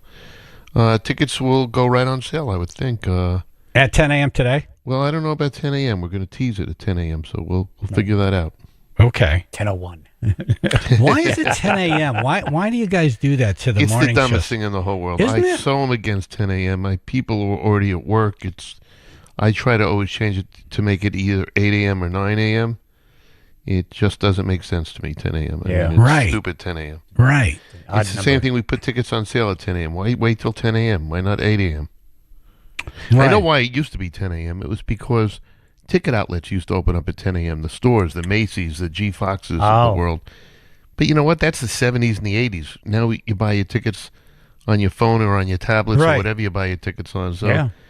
why wait? It's just. But for the something that'll come- announcement, you would want it, it's like you should make the announcement while all of the programs that do most of the talking are on. Right, for example, No here, question right about now. it. Morning Yeah. drive is the secret to making announcements. But some, I don't want to say the artist because the artist has nothing to do with it. Yeah. It's really the manager, the agent, or something like that. I think they're behind the times. I would put all shows on sale at 8 a.m. Okay, so just to recap here, an announcement for Toad's Place coming today at 10 a.m. Tickets will be somewhere around the $80 or somewhere plus. around the $100 range, I would guess. Or somewhere around the $100 Okay, range. somewhere We're only- around 100. Yeah, we're only selling. We're selling less than 1,000 tickets. Ooh, intimate. So it will be quite, nice and intimate, and we'll sell out the minute we put it on sale. So the show will be this Tuesday. There is no opener. It's a he and an It's artist. a he. And an artist.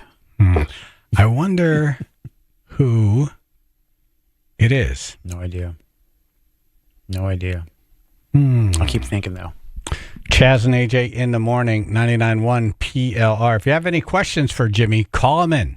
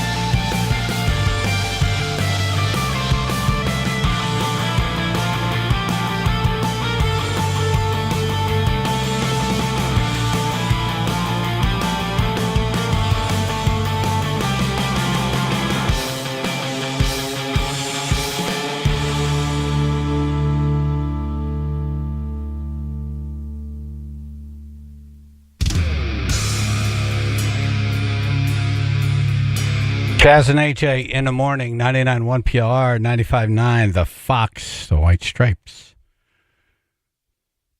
Jack White. Yep. Big announcement coming today at 10 a.m. for Toad's Place. The show is happening Tuesday. So days away. Yep. No opener. Big name. Yeah. And tickets should be around the $100 mark. And expect it to sell out immediately. Yes. Anything else you want to tell us, Jimmy? Or?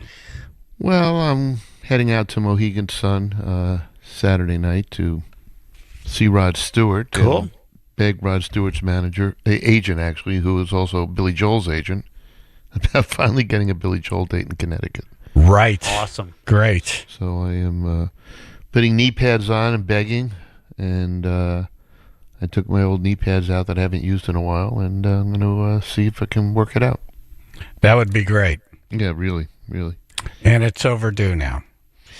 2000. I looked it up. 2008 was the last time Billy played Connecticut. Oh, totally due. We're overdue. Yeah. I was in my 50s. I won't say how old you guys were, but I was in my 50s. Holy crap. I can't count big enough for him. Yeah, we're not big math. You don't want to count. Don't worry. You don't want to count. Hey, Jimmy, I got to tell you, calls are coming in for Jimmy, and we're going to get to them in a second. 203-882-9757. I was at Mohegan's on Saturday for Motley Crue. They were great. That's what I heard. Yep. A little bit off, but it's way better than the videos that circulate. Seriously. A little bit off also tells you definitely live. Yes, right. Which is cool. Yeah. The band has always sounded great. Yeah. And it's always been who's the front man? Is Tommy behind the kit? And how does Vince sound? Exactly. That's the gauge. It sounded great. And Johnny Five was great. Tommy made it through without falling out of his drum kit. He did. Yeah. He did. And then they had the booby cam. Yep. Oh, really? Did they really? They did, yeah. Yep. Yeah. I think it's still on right now. Actually, invented by Guns N' Roses. Let's get that straight. Is that right? Yes, invented by Guns N' Roses. And how do you know that? Well, I know because you're in the business, but what year was the first booby cam? Well, it was in the 80s, and it was because Axl was always so late to shows that the crew decided to create a booby cam. Right. So they Keep would folks show occupied. that and entertain people. Right. While we were waiting for Axl to arrive to the show. Wow. That's great. Folks like, who's Axl? What do we do? They're starting to get mad. Right. I know. Movie cam.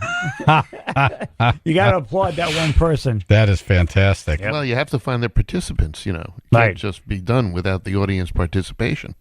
And then another show I went to, and I'd never seen these guys, Tedeschi Trucks. Magnificent, aren't they? Wow. I am late to that party. Yeah. Wow, they're just fantastic. You have to love music to love them. You have to understand music, love music, and realize how great they are. And every year we bring them back, more people come. Total word of mouth, just like you're doing right now, in saying you might not know who these guys are, but if you go to the show, you'll love it, and you'll want to come back, and you'll want to tell your friends. I was in Howard's box, so I asked Howard if he could get me some tickets, so I don't want to hit Jimmy up every time. Right. And he's like, sure. So we're in Howard's box, and I'm thinking, I'm going to be with all these millionaires. And it's me, Jennifer, my niece, her husband, Howard, and his wife. Wow. That's it. Nice. Nice. Very nice. And Howard's a huge Allman Brothers fan. I didn't know that. Yes. Howard doesn't look like one, but he is one. No, he's not someone I would expect to see at an Allman Brothers show. Right. No, if you pass the joint to Howard, he'd pass it on. Yeah, he's like, what is this? Right. Get this off me. So here's why I should never be a detective. Okay. Howard texts me the playlist. On the way in, we're talking, hey, if they do any Allman Brothers songs, which one would you want to hear? I said, well, Whipping Post. Yeah. So now, Howard, we get there, chit-chat. Howard texts me the playlist. Down at the bottom of the set list is WP and then some other song. Right. And I'm like, I don't know what WP means. I swear to God, I never said, oh, that must be Whipping Post. Right. Where to park? Yeah, where to park. Right. Yeah, I'm like, what the hell is wrong with me? Where's Pete? Yeah, but they did a killer version of Whipping Post. I got chills. I'm like, they just ensured that I'm going every time they come around now. Damn. Tremendous show. Awesome. Well, there is that connection to the Allman Brothers. Right. Derek played in the Allman Brothers for, I think, about 15 years. I think 1999 to their final show, 2014. And, of course, Derek's uncle was the drummer, Butch Trucks. Right. For the Allman Brothers. His uncle. Got the cred. Yeah. So there is that marriage, and he plays guitar like Duane Allman. I mean, it's sort of cosmic how that happens. It really is. And J-Mo, who lives in Connecticut, came down and was behind the drum kit. Nice. Yes. One of the 3 drum kits. The only living member of the Allman Brothers left. Wow. Yeah, that was very cool. And they put 4 Allman Brothers songs into the set because of J-Mo, including Whipping Post. That's right. It was awesome. Awesome. Yes. TJ, Rocky Hill, what's your question for Jimmy Koplik? There you are. Go ahead. Sorry. Yeah, my question is about Dream Theater. When are they coming back to Connecticut? March. Already set. Fantastic. We're announcing it next week. Nice. Is that Wallingford? Yes, Wellington. How can you get a better answer than that? No, Let me tell you can't. Just keep it a appreciate secret. that. Yeah, Thank look you. at you. Thank Right. you so much. Love you guys. Thank you. Thank you, TJ. Right Yeah. back at you. Steve and Monroe. Morning. I was just going to ask Jimmy, did they find a replacement for Queens of the Stone Age yet for Sea Sound Festival? Soundside. Yes, Bleachers. Bleachers. Oh, okay. Yep. Awesome. Thank you. Joe and Glastonbury. Cold heavens. Hey, Jimmy. Hi, guys. Hey. Do you remember when you first started off in the south end of Hartford, you were in a White House on, like, Weathersfield Avenue? Is he a stalker? Sounds like a creepy stalker. That was the guy in the bushes. I feel like you could have started this question a little gracefully. Right. A little bit more graceful. In a White House? You recall a guy slipping on your front a lawn? White House Right. in the south end of Hartford on Weathersfield Avenue.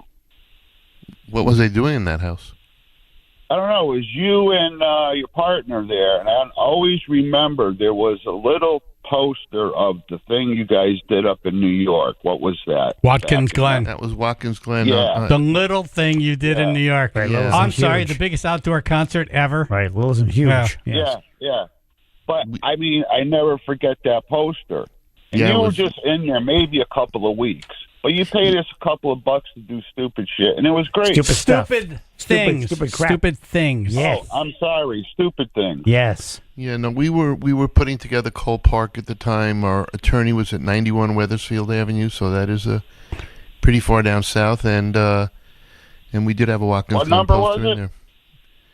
Excuse me, 76.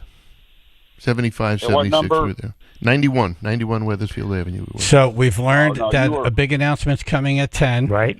We've Yeah, learned I already, that Dream Theater's I already coming to called. Connecticut. Yep. And we've learned Jimmy's address somewhere in the 70s Right. in Hartford. yeah. No, he didn't live there.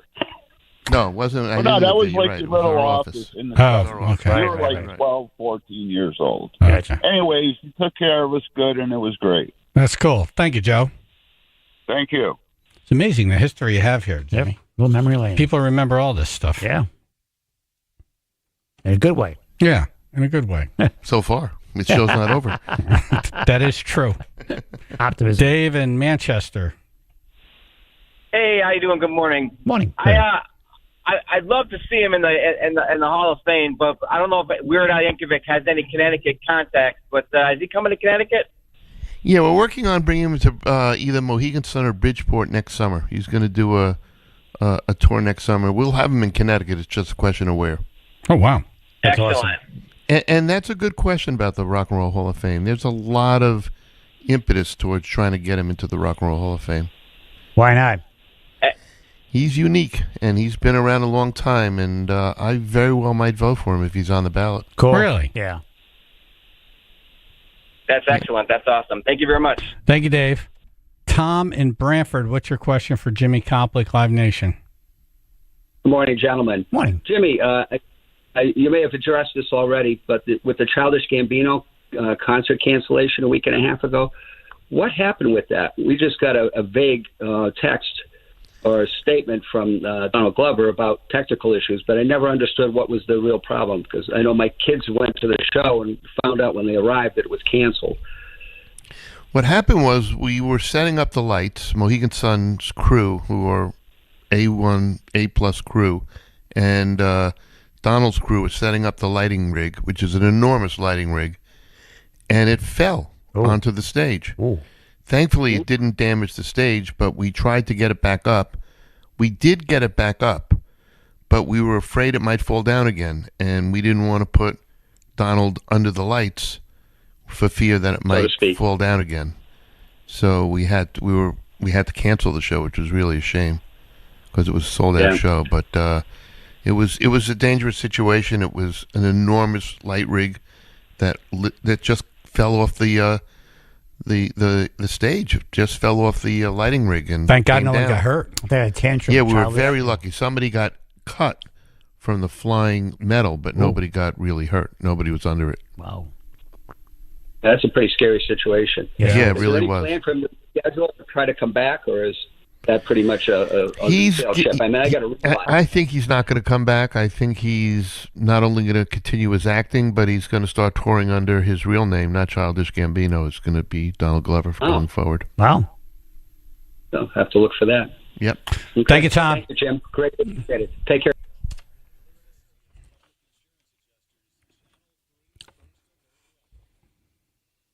Okay, we'll recap this Toad's Place tease.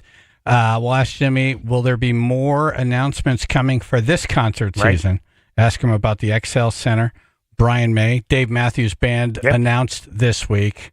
And your calls for Jimmy at 203-882-9757. Lots of sunshine today, upper 70s, low 80s, 62 now, West Haven. All right, closures in Oxford. Highway 67 remains closed between Governors Hill Road and Christian Street. That's Southbury into Oxford, right at Old State Road, one of the hardest hit areas from the flooding August 18th. Also blocked is Route 34 in Oxford. This is between Laughlin Road and Punkup Road. That closure is expected to go into October. Most of the Stevenson Dam area has been reopened, but if you're coming Danbury into the valley, Route 25 is going to be your best option. In Bethany, still closed.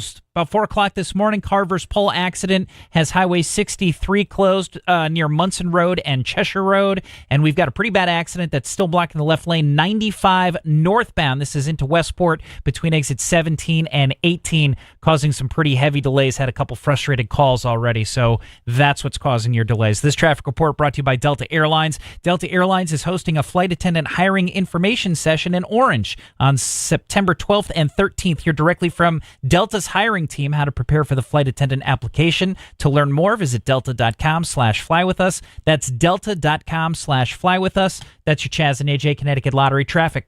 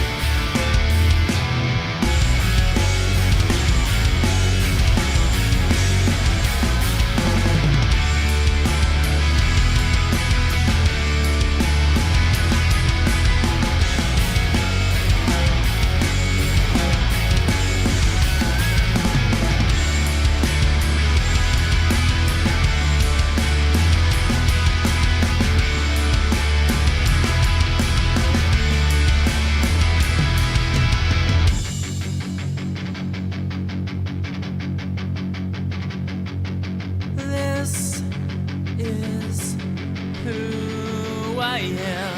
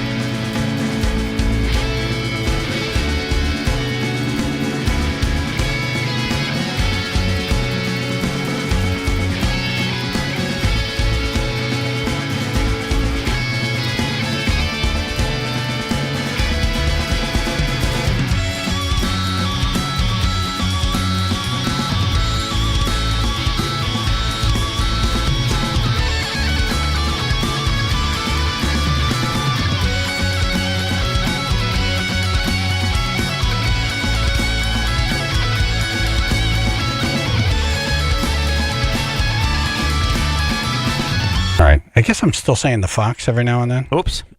You know. Yeah. You know what I mean. Old habits die hard. That's right. When I came here 21 years ago, I'm like, I'm going to say WRCN at some point. Yep. And it took me about 2.5 days. It was as soon as I got comfortable.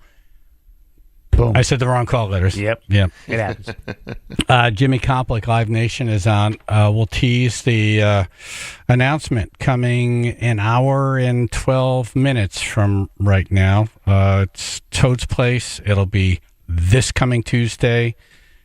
Tickets will be somewhere around $100. Yep. Well worth it for a big name at Toad's Place. Expected to sell out immediately. Jimmy cannot tell us who it is, but he did say it's a he. Yes. It is a he, and I will also tell you that my good man Jim Bozzi just texted me that it goes on sale tomorrow at 1 p.m. Tomorrow 1 Tomorrow p.m. 1. Okay. Okay. Set your alarms. Why do you need to set an alarm for 1 p.m.? It just sounded good. Oh, okay. You should be up by 1. I wanted to say I something. see. Like to give you the Let you know. the reminder. Like the Exactly. front of the line. Get in right away. Exactly. Yeah. Right. All that But stuff. if you set the alarm at 1 p.m., you're not at Toad's. It's set for $12.50. Do you have to go to Toad's to get the tickets? Yes. Oh. Oh. Damn. That's interesting. So Old I would school. think that all tickets will be sold at the door. We haven't really. Their ticketing system is not Ticketmaster, so I don't know how they sell their tickets. Oh. Well, that's a good heads up. Yeah. That's so an important I one. would say Right. play it safe and go to Toad's, but I don't really know how to buy tickets at Toad's. Right. Interesting.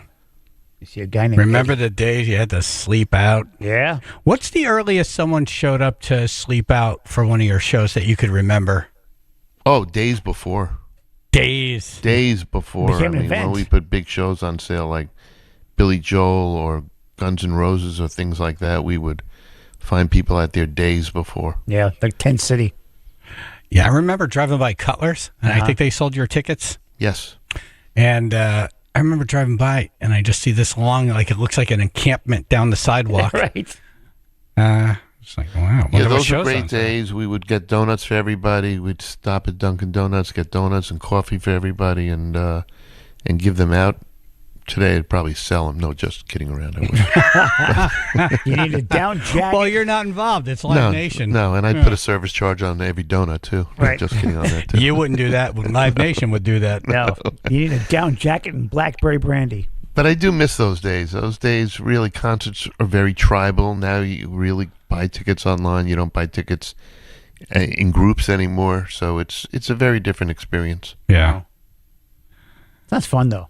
Did you hear AJ? It sounds like he was well equipped for this in line. A down jacket. And blackberry brandy. Yeah. Yep. Those two things, that'll get you going. Yep, exactly. Yeah. Well, Wore anybody hat. who would get in a box for 24 hours has to be pretty well Yes. equipped for it. Matter of fact, this year, I'm down jacket and blackberry brandy. That's a great point. Mike in Monroe, you have a question for Jimmy Koplick? Yeah, hey, how you doing, Jimmy? I'm just wondering if you know who will be opening up for the Creed concert. Same artist. 3 Doors Down and Finger 11. Same show. Wow, that's Nice. great. Excellent. Thank you so much. There's going to be a lot of tired people that Tuesday. So you got Soundside, Foo Fighters Sunday night, Creed Monday night, Right. Tuesday, Zombieland. A lot of coffee sales. That's right. Yep. Maybe Yes. donuts. Don't wake me up. XL Center said they have a lot of people lining up to be the title sponsor of that venue. Yeah, no, I just heard that also. That I guess the XL Insurance Company deal ends at the end of this year, I guess. Oh. Something like that. And I guess it will have a new name. Yeah, I don't know. I have no idea who it is. But I guess it will have a new name. XL Center's been there a long time. What is usual? What do you got to pay for something like that? I would guess $500,000 a year, something like that. $500,000. Damn. A year. Wow. We'll speak to Kristen. The Chaz and AJ Center is a great idea. Can we just tape something to the side of the building? I'll make it here. Right. We'll just put a banner up. Right. See what it costs for a day. A day. Right. Yeah. Yeah, For our no. next big concert there, we'll just call it Chaz and AJ. Looks like somebody stayed So on the that's side of the building. $500,000 for the XL, but not the Oakdale, right? Oakdale would be a different. Oakdale's a little less because it's a smaller building. Right. A little less. And Xfinity is around the same number, somewhere in that range. Hartford Healthcare Amphitheater? Around the same range. Yeah. In Connecticut, they're all around the same range. Mohegan Sun's never changed the name of their arena because they want to brand Mohegan Sun. Of course. Right. Yeah. Right. That makes sense. Dave Matthews Band announced for Mohegan Sun. Yes, very excited about that. Thankfully, we got him back for 2 days because we missed him during the summer because he took a week off during the summer, and it was the week that he was going to play Xfinity. So we're very happy to have him back in November at the XL Center. At Mohegan Sun for 2 nights. Cool. Are there any more shows going to be announced for this concert season? Well, there will be, but nothing outdoors. Okay. Outdoor season announcements are completely done. So you got some Mohegan Sun shows, some Oakdale shows. Yes, coming? absolutely, Cool. absolutely. Nice. We're don't want to say too much. I mentioned I'm going to try to get Billy, see how that works out. Right. Oh, so you have a date in mind for this year? No. Oh, no, not for because this I said this season. Yeah, no. This. Oh, you're right. Well, this season, there will be more going on sale. TSO's been announced, so that's going to be fun for 2 nights at Mohegan Sun.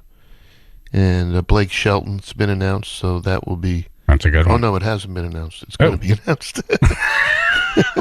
Oops. I love it. I heard nothing. Blake Shelton, that's March 6th, so that will be there. This is the pod pick today, by the way. This is Jimmy's 3 segments. Screwing everything up. So a week off. See what a week off does to me? I don't think you're screwing up. I think it sounds good. God. This is what people want. Folks are loving you right now. We do have something pretty cool. We're going to show the movie Home Alone around Christmas time at Oakdale, and we're going to have Macaulay Culkin there. Oh, cool. And we'll have meet and greet, and he'll talk, after the movie, he'll talk about the movie. That's great. So we're going to announce that sometime later this week. Give me a lot of that face going on. Yeah, tell Boz he would be happy to have Macaulay on to promote ticket sales. That's a great idea. We should do that. Cool. Before you go, Jimmy, AJ and I are AJ's kind of a figurehead, right? But I'm partners with a guy named Luke, and we're putting on a music festival this Saturday for flood victims. It's at Quarry Walk in Oxford from 11 a.m. to 11 p.m. A bunch of local bands, plus a guy David Foster, Shabu All-Stars, now Mohegan Sun All-Stars will be there. It's free. I was wondering if you have any advice for someone who's putting together a music festival for the first time. Get a good night's sleep the night before. Okay. And don't plan on working the next day. Lefty David Foster is one of the finest people I've ever met. Very charitable, wonderful, and any way we can help, we're happy to help. Can I tell you that I learned something from you, and it was the first thing I told Tom Haynes? I said, we need more garbage cans. Nice. It's the first thing I said. Yeah. You need more garbage cans. Very good. Excellent. So we got garbage cans coming. So good move. All right, Jimmy, thank you, brother. We'll talk to you next week. Great. All right.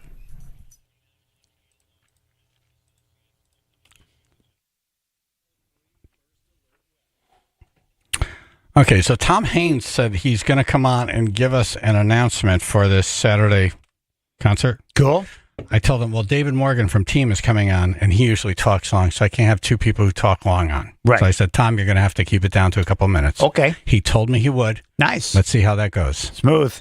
Sunshine today, upper 70s, low 80s, 62 now, Woodbridge. Closures, Oxford, Highway 67, both directions between Governor's Hill Road and Christian Street, as well as Route 34. Last sort of remaining piece of the Stevenson Dam area that is not going to be repaired until October. That's between Laughlin Road and Punkup Road. Danbury into the Valley area, you're going to need to take Route 25 instead. Bethany, closed, Highway 63, both directions. About 4 o'clock this morning, car versus pole accident still has that area closed near Munson Road and Cheshire Road.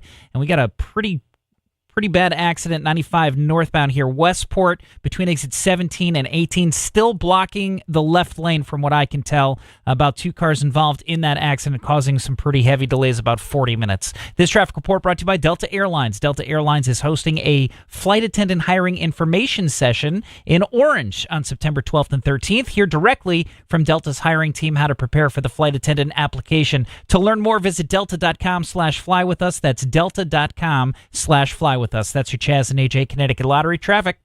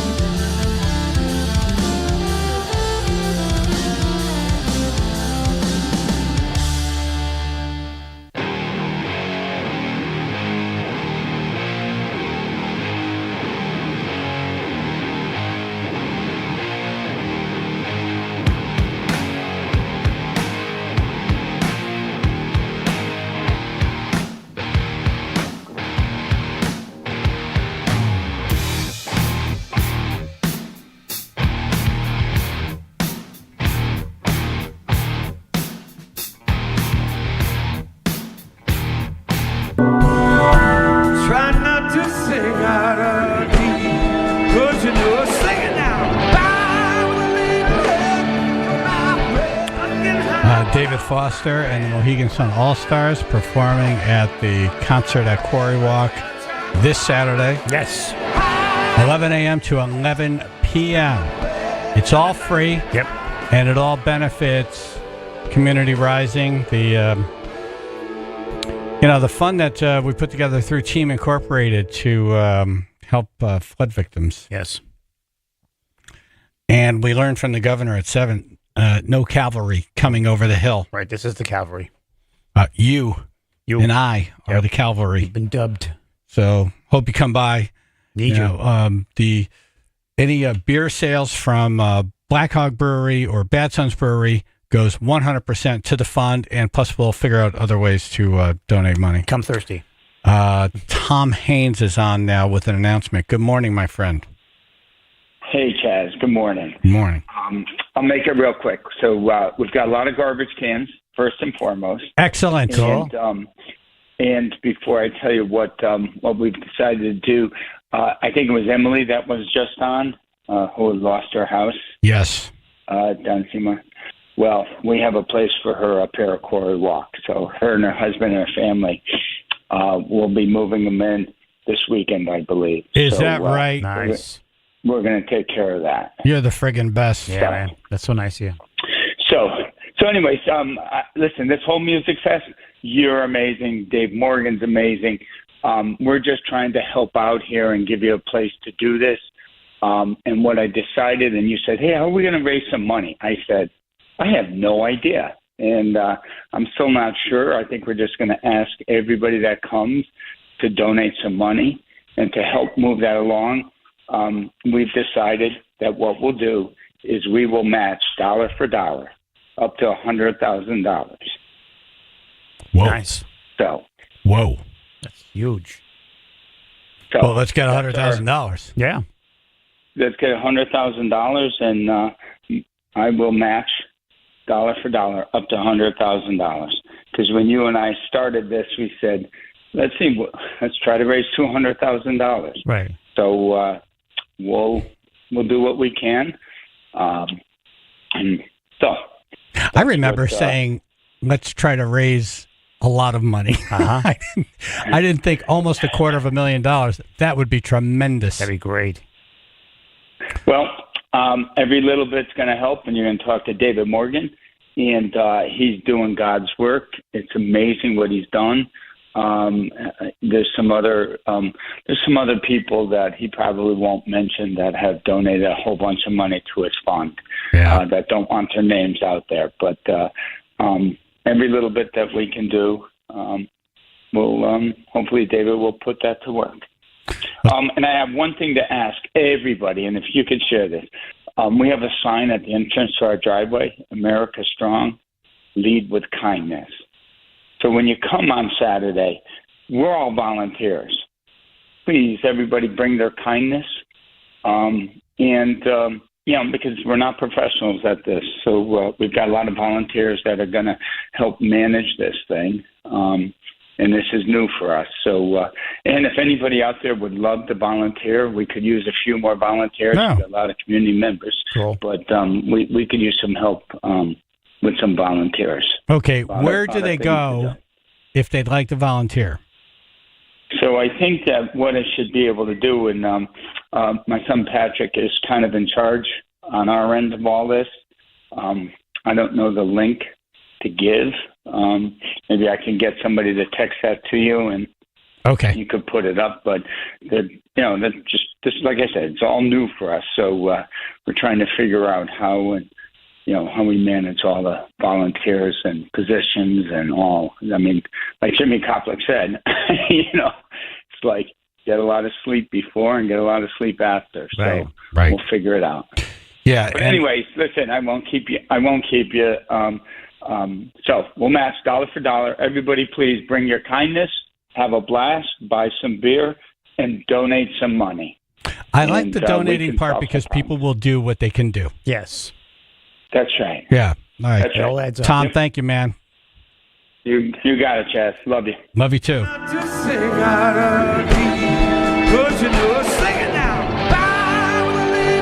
Can you hit that high note, AJ? Here we go. That's a no. Yeah. I was going to say, you should get up there with them. Right. And they'll throw me off. You're banned. This is like the theme song of this event. I Yeah. buy with a little help from my friends. Yep. And there's a lot of people who need help from friends right now. David Morgan, President CEO of Team Incorporated. How are you? Good. Good morning. Thanks for having me. Absolutely. Thanks for what you're doing. Well, we're just we're in the middle of it all. We're just connecting people who are actually doing the work. That's what you're doing. Just absolutely inspired hearing Mr. Haynes' message there about the matching for $100,000. Yeah. That is God's work right in action there. That's right. Yep. That's right. So why don't you give us an update? How's it been going? Yeah, so we've raised like you said over $500,000. We're now at 570,000 total as of today, and I tell you we've met a lot of homes, a lot of peoples from all walks of life, Oxford, Seymour, and beyond. Again, anyone impacted by this flood, and I tell you. I would say the shock and trauma of not only the loss of some of our neighbors, the loss of their life, but just above all, but also just a sense of your home and your entire livelihood. Minimum 30, 45-minute listening around the experience of that flood of August 18th. And then where do you even begin to start putting the pieces together, and what type of help will come or may not come, to your points early with the governor and FEMA. But we are walking and chewing bubblegum very well. So we're canvassing and meeting lots of homes, and they're reaching out to our helpline. You were in Southbury yesterday, right? I was. Yes. Yeah. We had team there yesterday and met quite a few. Southbury was hit quite hard. Nothing like this is not a competition, but Southbury is not good. Oxford is still just Oxford got hit the one worst. we've responded to. Yeah. Southbury, I would say, is probably second with Seymour and Naugatuck very close by, and Newtown horrible. Yeah. No, I think you nailed it. Yep. And what are you hearing most from people? Like, is there? Yeah, basements. The biggest one is this. Yeah, definitely the basements. And so we've been, and unfortunately, finding out, is their home going to be condemned? So, for example, we were just communicating with a Seymour resident who has gotten the unfortunate news of their beautiful Seymour home is now going to have to be demolished and removed. And so, when we were working with them last week, before we started getting into demolding or helping assist with replacement of a boiler or water heater, other mechanicals that were lost in the flood, clearly we need to find out if the town is going to condemn it or not before we provide some of these limited funds into rebuilding. So that's an example of many where trying to ascertain what is salvageable and what isn't from a structural perspective. But we have a lot of really good stories of replacing water heaters already, but defraying, not the total cost. It's amazing, $500,000, but I'd be remiss not to represent these homes and say it's a drop in the bucket. It is just so. You said it very well yourselves, but our ability, putting a deposit down towards a new boiler, for example, which is money, that much less money that can stay in their pocket as they're trying to rebuild their entire home and their livelihood and themselves. Yeah, we were talking to a woman in Seymour, Emily. Yeah. The house has to be torn down, but she has to keep paying the mortgage. And the bank said, "Well, we can give you a low interest loan." We can't afford a loan. Yeah, duh. Hello. And we're, hoping that the cavalry comes, and it doesn't sound like it's coming. No. It's absolutely devastating. We have yet to encounter one where there's any type of insurance. We're asking about insurance, the proof of denial and so forth. We've yet to encounter one, and, we're well over 90 homes we're closely connected to now. We've yet to encounter one that's getting that. And FEMA may or may not come. And, when you read the federal guidance, could be up to $42,500 for structural. That's not enough for what's happened to people's homes. And frankly, people need hot water and they need to heat their home yesterday. They can't wait 6 months from now. Yeah. Right. And that's why this is such a lifeline, what you guys are doing with the Community Rising. And I think this Saturday is an example. People need to get together, and I call it love out loud. Just the shock and trauma of what has happened upon people and their neighbors is significant. And putting these pieces together is going to be many, many, many months for all of these towns while the rest of the world continues. And so coming together this weekend is absolutely primarily raising funds, so 100% of it can help people. But I'd argue number two, it's like a community-wide, loving out loud, let's lift each other up and just enjoy some time together as a community to heal and rebuild. That's great. And I'm glad Tom came on to say, bring your kindness, because these people aren't, they're not, Crew of Live Nation experts. No. We haven't. Yeah. 100%. We walk around a lot at team and say, whenever possible, be kind. P.S. It's always possible. Yep. Oh, nice. That's good. Very nice. That's good. I have a feeling someone's going to give me that T-shirt. Yeah, cool. Yeah.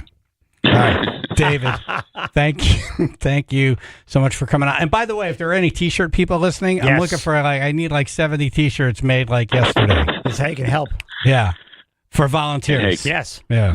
Before I cut off, kudos to you. Kudos to WFSB and all the channels, 99.1 PLR.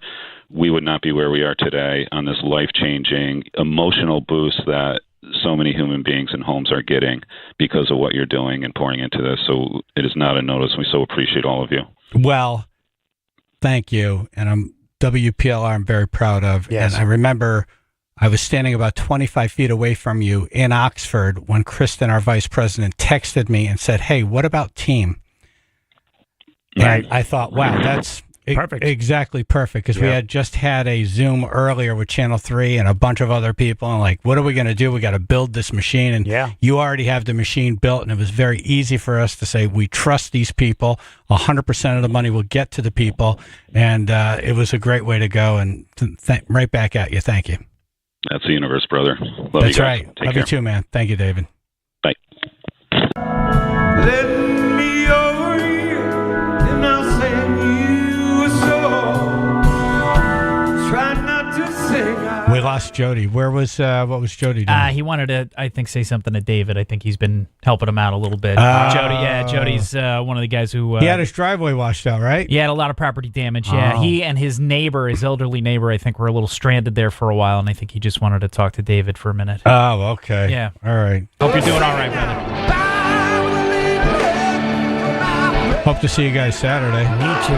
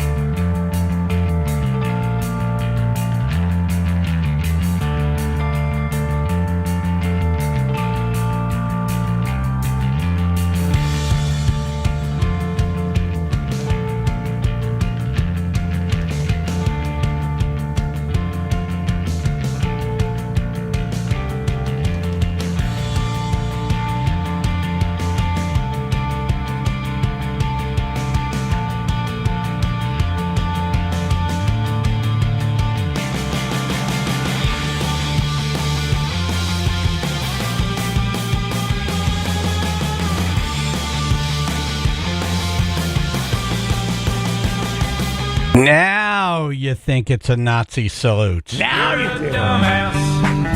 You're a dumbass. You're grade A, number one, bona fide first class. Before we get to that story, Yes. I've been asking a little bit on the air about T-shirt company. Uh-huh. You know, back in the day, there were so many Ma and Pa T-shirt companies that we would have had 80 of them up our butts right now saying, when do you need them? I'll have them in an hour. Yeah. They're all owned by big companies now that don't have the margins. Yeah. You know, there's no Ma and Pa company that could just say, yeah, we'll get you. What do you need? 80 shirts? Exactly. Done. Right. Overnight. Boom. Yeah. So we're looking. You're a dumbass. You're a dumbass. You're grade A, number one, bona fide first class. So what's the story with this deal out of Ohio, AJ? Well, there's a band, marching band, for years. Like I think since like the 1920s. It was like a military marching band. Okay. And they do as they come out of the field, they do the salute saying hello to the audience. All right. So they're Which like waving. Basically, they kind of bring their hand up and they wave. And it looks like. And now all of a sudden, everybody's like, "Wait a minute, it's not that. You people are stupid." So not through World War II did anyone figure this one out. Nothing. No. Not during the uprise of the Nazis. Right. Nothing like that. Yeah. Now all of a sudden, like the Holocaust. Yeah. 2024. Hey, wait a minute. Hold it. Yeah. No. Hold it. Yeah. It's not. They're waving. Waving. Oh, did you see it? I saw. Yeah. It's kind of like they're just like hi. Are they moving their hand enough? Because when you just put your hand up, that's the problem. Keep in mind, there's two ways to put your hand up. It's stop or that. Well, keep in mind they're also playing an instrument as they're doing this, so it's kind of like a hey. But if you have your hand up, like a wave. you gotta kind of wiggle it. A little side by side. But yeah, if the palm is up, that means hey. Or separate the fingers. If it's continuing straight on a plane with your arm, then there's an issue. Oh, I see. Separate the fingers. Don't keep the fingers together. They're a that's circle. good. Yeah, Maybe just give one finger. It's a little too much jazz hands if you do it too much, but you're a band. It's okay. Yeah. All right, here's the news report. The Marching Leopards, pride of Louisville High School. Even their name is horrible. The Marching Leopards.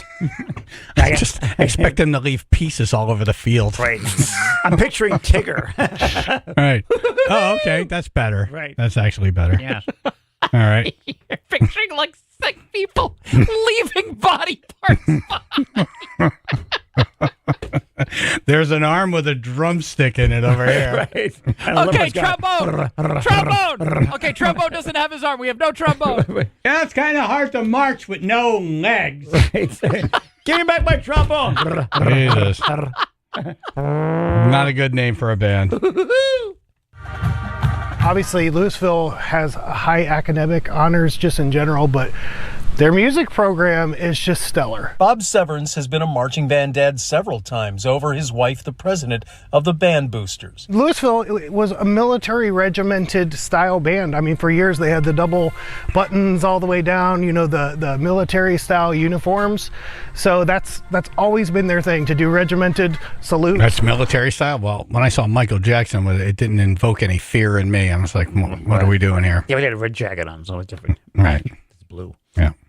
For nearly 7 decades, the band has used a hop and an extended arm wave as a traditional part of their performance to say hi to the fans. In fact, if you're sitting in the stands and when they do that to you, the response from the audience is hi right back. But the district now says that tradition needs to change. In a message to the community, the superintendent has said the gesture resembles a dark time in world history and is extremely offensive to most people, the Jewish community, and especially those who have been directly and indirectly affected. Do you think anyone from the Jewish community complained about this? I don't think so. No. I don't think so. They would have done earlier. Right. They would notice it earlier. That would have been caught immediately. In 1940? Immediately, yes. Yeah. No. Go ahead. I'm certainly not for throwing away tradition for tradition's sake. But at the same time, I can understand the other perspective of people that, maybe just don't understand their tradition or could be offended by it. So I can see both sides. While the district says they are no longer going to use the same gesture that they have for decades, they are not saying that they're dropping the greeting, simply using a different way of saying Hi. The superintendent, who was not in the district on Tuesday, saying in her statement, quote, I have asked the administrative staff to work with the band director and me to ensure that an appropriate greeting from our students will be used in the future. I actually heard... We need another world war, don't we, just to wipe out all this silliness? Because then we're going to start talking about stuff that's real. Exactly. This is not real. Yeah, I got to wait for The it. superintendent is going to teach the band how to wave to Right. the crowd. Yeah. That's what I just heard. Yeah. That's Right. the number one priority. Right. Wow. There aren't bigger issues out there. Yeah. Yep. Yep. Amazing. I'm telling you, she did like one finger salute. Here you go. Yeah. Yeah. What else? I actually heard expressed from my daughter, there's oftentimes other band members that are like, why do you do that gesture? The support's going to be exactly the same. And I think ultimately any adjustment that they can do that relieves any confusion, but, kind of honors that tradition, I think it's great. In Louisville, Dave Nethers, Fox 8 News. It's just a wave. It's just a wave. Just a wave. Now, How do you hail what cab? colors are they gray? No. Are their uniforms gray? They're like blue. Oh, okay. Yeah. Like almost like a petty blue. Like Yeah. a petty car. That color blue. Right. With shiny buttons. And they're waving. Waving. Maybe a little hand wiggle. All right. Well, again, they're also playing Hand this trick wave. and also walking in unison. Right. It's kind of tough, like how many things want this person to do at once. Just it's a wave. Maybe say, here they come, and they're going to wave to you. That's all I got to do. And do they say hi, or they're just putting their hands up? They're playing. So as they're coming in, they're saying hi. That's it. Yeah. As they're playing. AJ, what are you watching right now? What's that? There's a guy pulling his pants down. No, I was flipping through to get the Chaz and AJ Facebook page. Look up, there's a And- man's Wait a pants minute. around his ankles. Look, what are you doing? It's an ad for something. I don't know. What's it an ad for? You're a dumbass. You're a dumbass.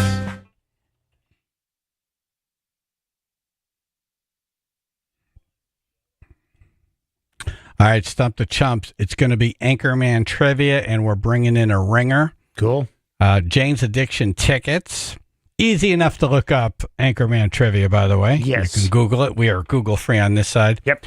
203-882-9757. Chaz and AJ in the morning, 99.1 PLR.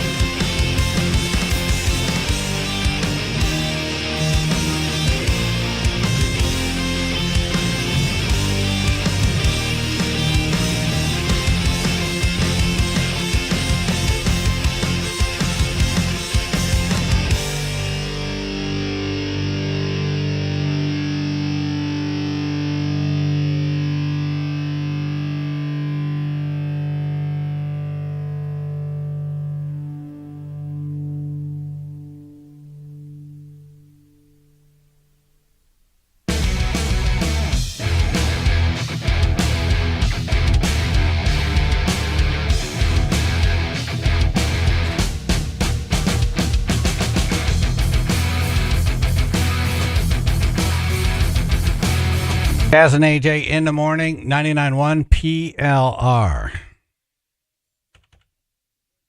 It's Anchorman Trivia, and on to help us is David Keckner. Good morning. Good morning. Morning. I have no idea what help I'll be, but I'll be the best version of. Well, no, I won't be the best. Just woke up, so I'm not going to be the best version of me. Well, you lived it. Oh, Lord.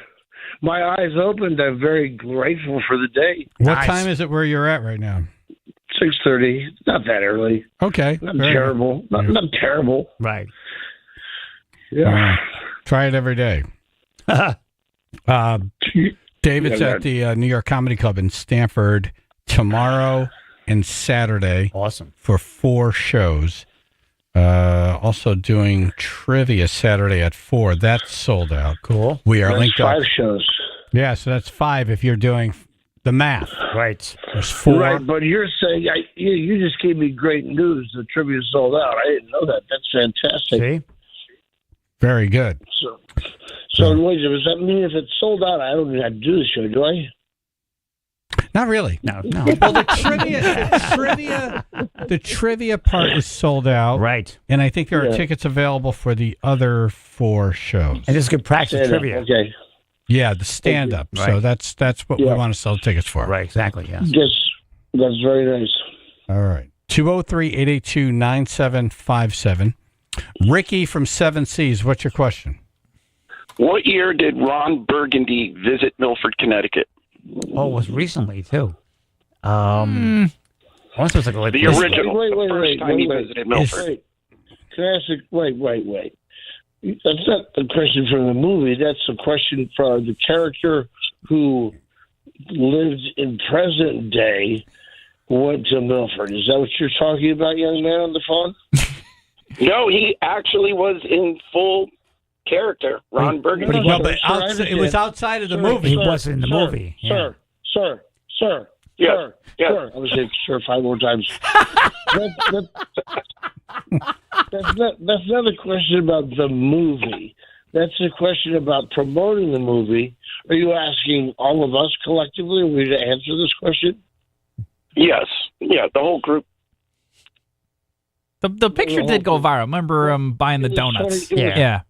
It was 2013. Yes, it was. Oh, damn, man! It was December 5th, 2013. Wow! Nice. What time? What time? It was right around 8 in the morning. He had a bottle of I was scotch in there. his arm. Remember that? That was in a bag at least. Yes. He was standing outside the front of the restaurant with a box of donuts and a 40-ouncer. Nice. Living life. All right, guys. Thank you, Ricky. Thanks, Rick. Thanks, Rick. Wow. That was amazing. That was great. That was amazing. I can't believe you pulled that out. That was incredible. Like watching the I knew detective exactly what it was. He went and visited ESPN and also did the show for the wonderful former ESPN anchor. Dan Patrick. Gentlemen. Yep. Yes, thank you. Dan Patrick. Wow. Guess what? Guess who else went up to was it Connecticut? Yeah, me. Yeah. Yeah. That would have been a better trivia question. That's all right. Yeah. David Keckner on the phone. He's at New York Comedy Club in Stamford tomorrow and Saturday for 4 shows. The trivia is sold out, but the 4 shows, still a few tickets available. Right. We're linked up. If you want to ask him an Anchorman trivia question, if you stump us, you'll get in the running for Jane's Addiction tickets. And maybe we can put you on the list for the David Keckner show. Yeah, why not? Why not? Let's do it. Let's do it. 203-882-9757. Bobby in Watertown. Hey, what's going on, guys? Hey. I love the show, and just want to say, make sure you all go to Quarry Walk this weekend to support the flood victims. And my question is, who got Ron Burgundy fired? Who got him fired? Well, I'll tell you. Well, now this is a technical question, sir. This is, you won't remember. This is a question almost akin to Bill Clinton's answer going, that depends on what the definition of is. So Ron Burgundy got Ron Burgundy fired because he cursed on the air. Now that's technically, sir, the truth. But what happened was Veronica Corningstone changed the teleprompter. Is that what you meant to say, sir? Or is that what you qualify as the correct answer? Water? What do you say, water? So you're saying himself got himself fired? Right, himself. Sir, if you did an action, right? If you did an action that led to your firing, but someone tricked you into that action, whose fault is it that got you fired? Not paying attention, yeah. So Veronica Corningstone did something that then caused Ron Burgundy to be fired. Anyway, out of this box, sir, I've answered. So he gave you both answers, whichever one you want to accept. It was Ron Burgundy. All right, you win. All right, you win. Go to Corey Walk. I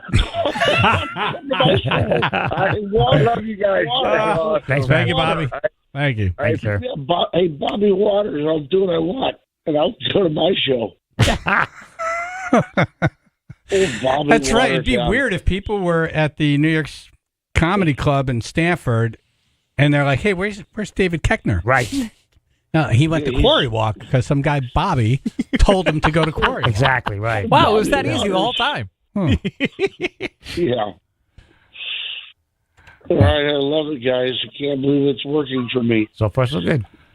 Jose and Shelton. Yeah, good morning, guys. Good morning. What was the band that played at the old New Haven Coliseum in 1975? That was also my first rock concert ever. Well, all right. So, what was Jose and Shelton's first rock concert ever? Right. In 1975 at the New Haven Coliseum. And how was it in the movie? I don't remember that being in Anchorman. Yeah, it's in Anchorman. Is that a deleted scene? Director's cut? It's got to be Pink Floyd, right? No, Aerosmith. Oh, nice. And they were horrible. They were too loud. Too loud. I may have been at that show. Were you 62 when you attended? Apparently, he was. No, I was Effective. 15 years old. Were you really close and I to took my first high school sweetheart on a date. Your first one? First one. Nice. And Loser? I remember the music was so loud, you couldn't make out the lyrics. Right. Yeah. They were too loud. Everybody's always said that Aerosmith is horrible in concert. And they are. They can't play their songs. They can't duplicate their songs on vinyl. Jose, thank you for calling in. Thank you. Kids, never drink before 10. Learned so much about the movie. We did. Yeah, and so much about his life. Right. I think he just wanted to share with us. That's what... That was like a PSA. Don't drink before 10. This morning's show is, can you tell your autobiography in 5 lines? Or more. He just did. Yeah, I think I know why Aerosmith was so loud. It was because they were so bad, because they were on drugs, that they just cranked it up so loud you couldn't tell how bad they were. Yep. Yeah, I would dispute his opinion about their ability to play live. You know, look, everybody wants it like the record. It ain't the record, guys. Yeah. Guess what? It's live. It ain't the record. When they came around and toured Pump, from that point forward, I think they were just tremendous in concert because they were all pretty much straight. Yes. Cleaned up. Yeah. Yeah. What was your first rock concert, David? Mine? Yeah. It was Willie Nelson at the Missouri State Fair. They're the grandstand. And I believe I was 16. I was too loud. It was too loud. I couldn't make out with the girl I was with. No, You brought your high school sweetheart, did you? Right. First or your second? And Willie was so bad they cranked the volume up. my first high school sweetheart. Right. Yeah. So that guy, you get one high school sweetheart. Right. You don't get your first and your second and your third. Right. He's still running around the bars in, I'm going to say, Cottonmouth, Connecticut. No, I know it's not a real town, but I'm just going to call him old Cottonmouth. Sure. All his old high school sweethearts. And then so did the bars got to listen to him. He goes, now my third high school sweetheart, her name was, and he tries to remember her name in 5 minutes. And then he was like, okay, can you go back to the first high school sweetheart there? Story, please. That's awesome. All right, we're going to take one more question for you. You're on the air. That was not an official stump, by the way. Is this the guy from Fargo? No. Is that your question? I think You they got want the answer question? right, by the way. Sir, that could also mean, are you the guy from Fargo? Seriously. Did he just say seriously? I know what he's talking about. This guy doesn't even know who I am. Oh. Right. Yep. Right. This guy's super bright. I mean, he has access to the internet. You've been saying who it is the whole time. Right. And this genius on the phone, let's call him Genius, thinks I am John Lynch. Oh. Yeah, big difference. Of Is all that the times you've still been the on the phone? show, this is my favorite because you're just hating on everybody. And yet it's hilarious. No It is coffee. hilarious. No coffee Yeah. yet. Yeah. This is what I want to see. Exactly.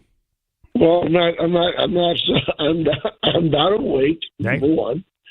And I guess I'm at the point where in life I can go, shut up. You know earned what it. it is? I said both of my twins went to college this week, so I got nobody to yell at. Oh, no. Yeah. Right. Yeah.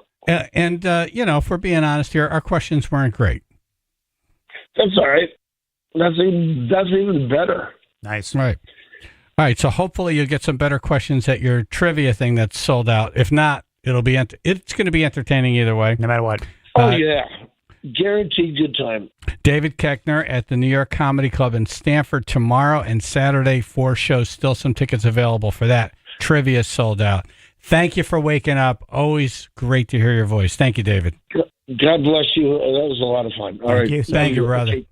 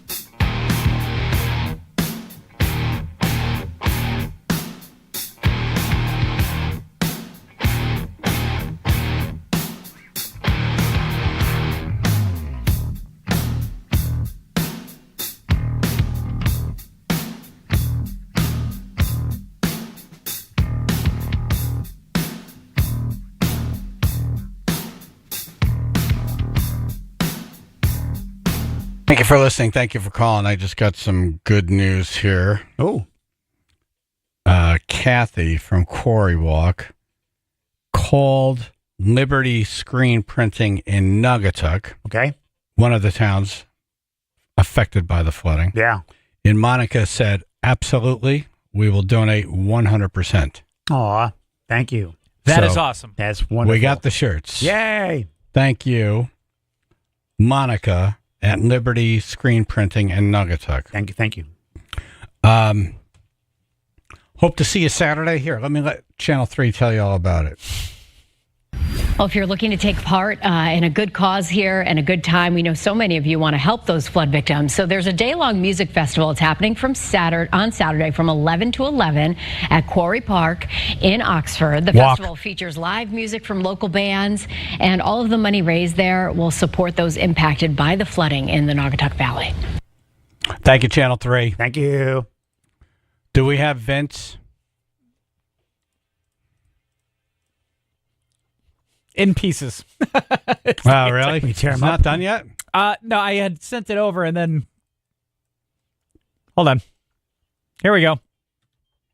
Yeah, it's the man of the hour, the man with the power, too sweet to be sour, and I'm telling you to get down to Quarry Rock between 11 a.m. Quarry and Walk. 11 p.m. on Saturday for the Community Rising Day-Long Music Fest, brother. It's a flood relief fundraiser for the devastating storms and flooding 2 weeks ago. We're going to have some great bands down at Quarry Rock, including Terry the King Lawler's favorite Nashville Drive, Pop Rocks, 100 Proof, which is what me and the Hulkster used to drink, the Rum Runners, that's also what me and the Hulkster used to drink, David Foster and the Mohegan Sun, All-Star Band, Luke James Band, Outlaw Country. I used to turn them on the radio when riding down the road with Handsome Harley Race, the Kathy Thompson Band, Morgan Skelly and the Old Crows, Austin Burr, Jordan Marie, and the Bad Sons, and Black Hog Breweries, so you can get your drink on. What? I said get your drink on. What? Have a beer. What? Have 2 beers. What? Have 3 beers. What? Have a tequila. What? Do some good for the community. What? Plus, your favorite morning show, Chaz and AJ, the heavyweight champions of radio, are going to be at Quarry Rock. All proceeds are going to help those affected by the storms. We'll see you Saturday, 11 to 11 at the Quarry Rock, brother. Walk. Thank you, Vince. Great job. Mostly. Yes. Final thoughts, AJ. See you at Quarry Walk Saturday. Walk. Ruth. There is a link to the volunteer form if anyone would like to volunteer for Saturday. Nice. On our Facebook. Phil. Thank you to everybody who called in asking about volunteering. I cannot help you. Really? Oh, yeah, great. a lot of people want to help in a lot of different ways. So we're, like you heard David Morgan say, we just sort of put this together, and they're all volunteers, so nobody's really done this before. All right, the links are up. Links are up on the Facebook page. Chaz and AJ. Hello? Hi, you got Chaz and AJ. Oh, boy, James Taylor tonight at the Amp. Woo, woo, woo. Does James know? Chaz and AJ. Happy Little Friday. Anyway, hi, Ruth. Yeah. That's right. It is Little Friday. Friday. Chaz and AJ. Maybe Jimmy Cobb could use that voice disguiser next week. He could tell us all the cool secret stuff. Ah, yes. Oh. And by the way, that person was not Vince Barry. No. Posing as a husband. No. People on Twitch. Hello? So what is wrong with you? Not detectives at all. Really? Chaz and AJ. Hello? Hey. Yeah. Hey. I know who it is playing at Toads. Can I say it? No. Chaz and AJ. Vince is the bomb. Anyway, hi, Ruth. Hi, Al. Joe Biden.